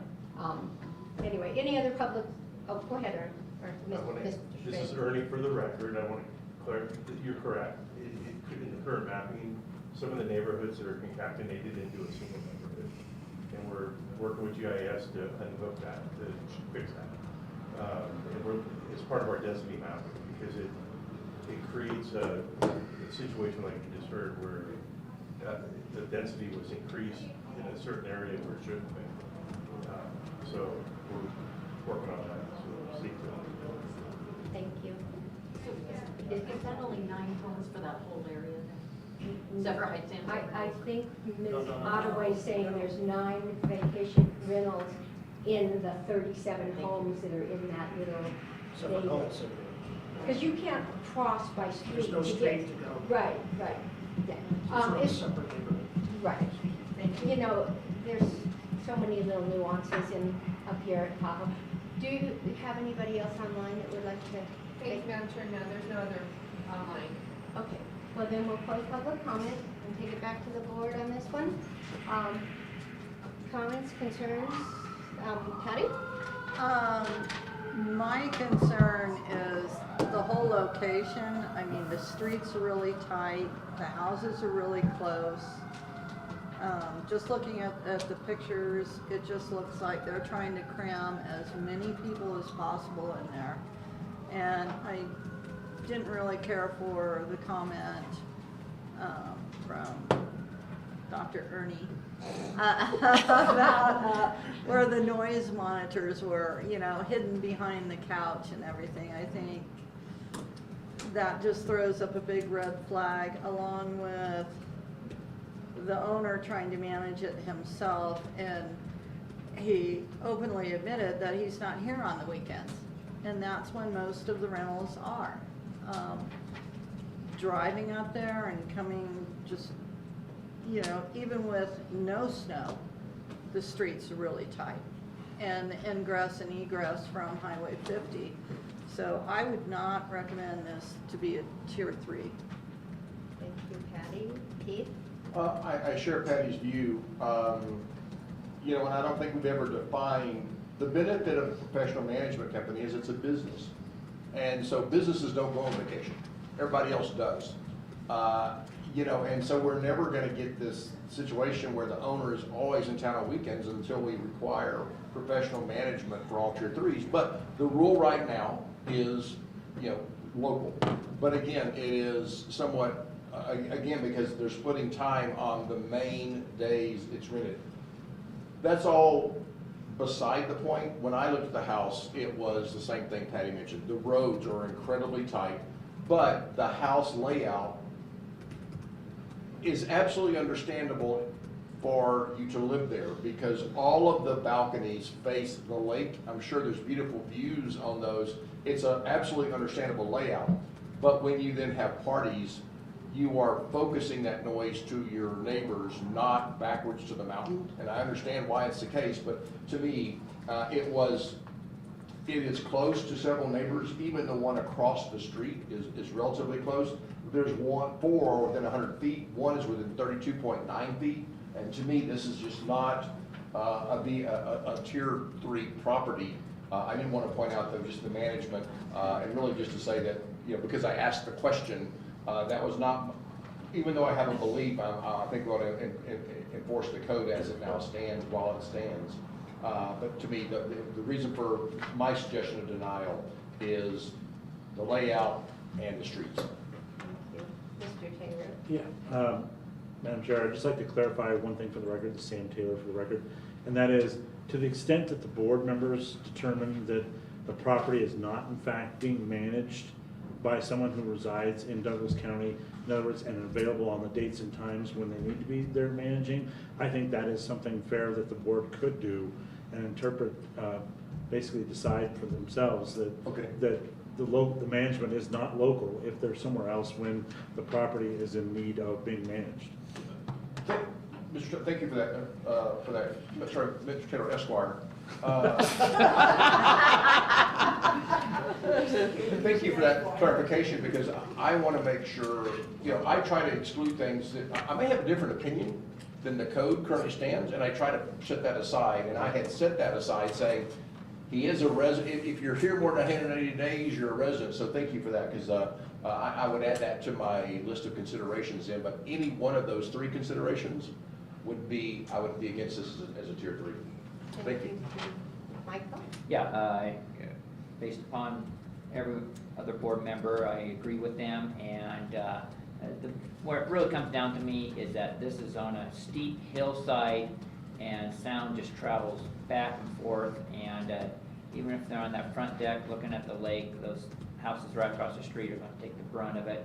And I believe the lady that called, she lived behind it. That's the one that's 32 feet away. There is a deck facing that house too. And so just based upon the proximity of the houses and how noise would travel through there, I would not be in favor of it. Thank you, Michael. Lauren? That's Colonel rooming, just so we. Okay,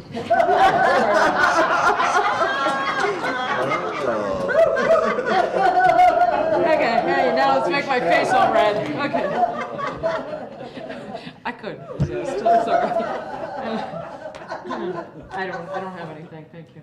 That was it. We're gonna update your name, Terry. I'll tell you what I tell Ernie all the time. All I have is a middle initial. Oh. I am on the same page with my fellow board members on this one. That business of not being here and available within 30 minutes, 24/7, it just does not fly for me, especially with a property this large, asking for this much occupancy. So with that said, unless there's more discussion, do I have a motion? No? Madam Chair, I move we deny the special use permit for tier 3 occupancy at 719 Lakeview, Zephyr Knolls, Nevada, 89413. Second. Thank you. So I have a motion and a second to deny the tier 3 at 719 Lakeview Drive. All those in favor of denying this permit signify by saying aye. Aye. Aye. Thank you very much. That's the end of the line. Oh, yeah. I don't have my notes here. Closing public comments. That's why you had to see. I tried to put you over there. Closing public comment. Anybody have any closing public comment?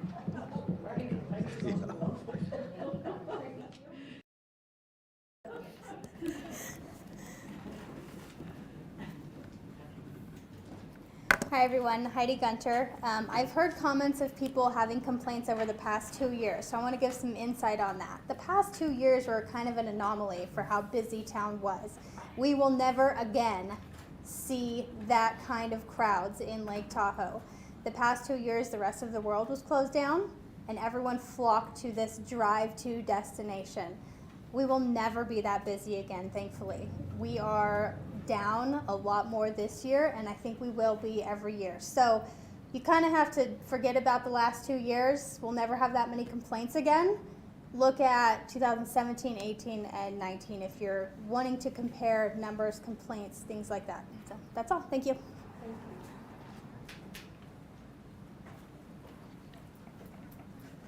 Just getting look, it's easy. All right. My name is Zambriki Lee, for the record. I live in State Line, at top of Kingsbury Grade. I have a Tier 2 permit. I've had it since 2018. No violations. I have a wife. I have a small child, 7 months old, live-in parents. And my fear is that I really appreciate what you guys are doing today, taking such a hard look at these Tier 3s, because my fear is that Tier 3 and Tier 2 are getting bulked together in a way where the county commissioner is just going to look at this whole thing as a huge problem that needs to be canceled. And then the whole thing is going to go away. And what I'm seeing right now in South Lake is these VHRs are creeping back in because they don't have a commission anymore. I was looking on Airbnb South Lake, California side. There's like over 500 listings right now, and they don't have a board like this. So I do think it's important that we hammer down on these problem listings, or else it's all kind of for nothing. Every summer, when someone down at county, and I know it's not you guys, and I do want to say, representing the small VHR Tier 2, we were confused because county kicked it to you guys at their meeting. They said, talk to the lake. So then everybody thought we had to talk to you. We now understand we got to talk to them, and that you guys are just here to make sure everything goes correctly. So my fear is that between this Tier 2, Tier 3, the whole kit and caboodle is going to get thrown out the window. So I appreciate what you guys are doing.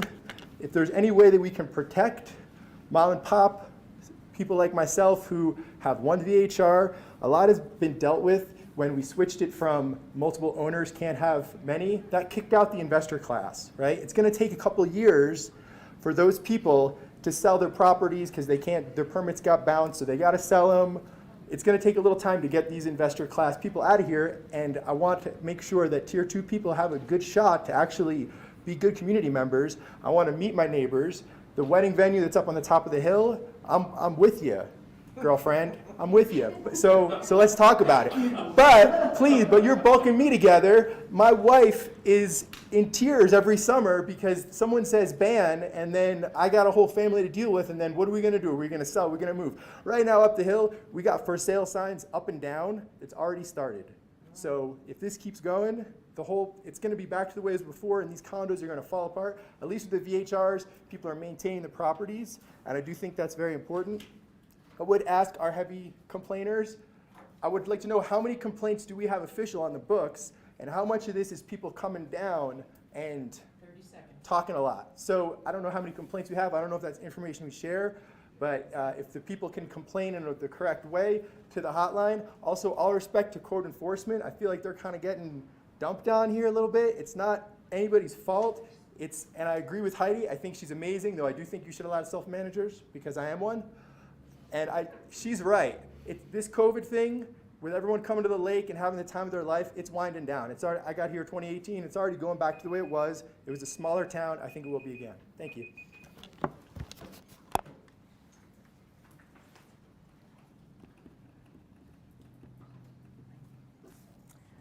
Ellie Waller, I just want to thank everybody, as I always do. I'm a member of the public that lives in the valley, found that this was a worthy thing for me to invest my time. I missed a TRPA meeting today, but turned in an 8-page comment letter, so I'm not missed there. It's very difficult sometimes to understand how we've gotten to this point that it's gotten out of control. And I believe, and I will always say, and I go before the city of South Lake Tahoe, I go before Placer County, I have recently gone to Washoe County and said, we are the benchmark. And I send them all the updates from these meetings and how they should be running their meetings. I want to thank you because these people should be acknowledged. This is the best group around the lake. We are setting a precedent, and I think, I say at every meeting, it's going to take 2 or 3 years to get through just this process. And I don't want to eliminate further look at Tier 2 as applied to how many are in a neighborhood, not so much 10 people plus 16 is a lot of people if you're wedged in between. So again, I don't want to put that exploration to bed.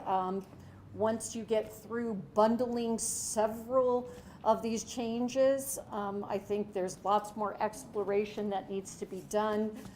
In the trust world, we have to be very careful there. I'm sure there's some legal things that need to be looked at and find an expert. You know, 2 trustees die and a beneficiary gets it. Names are different. You gotta, again, there's just lots of things that need to be explored, and I'm glad everybody's trying to be patient. Thank you.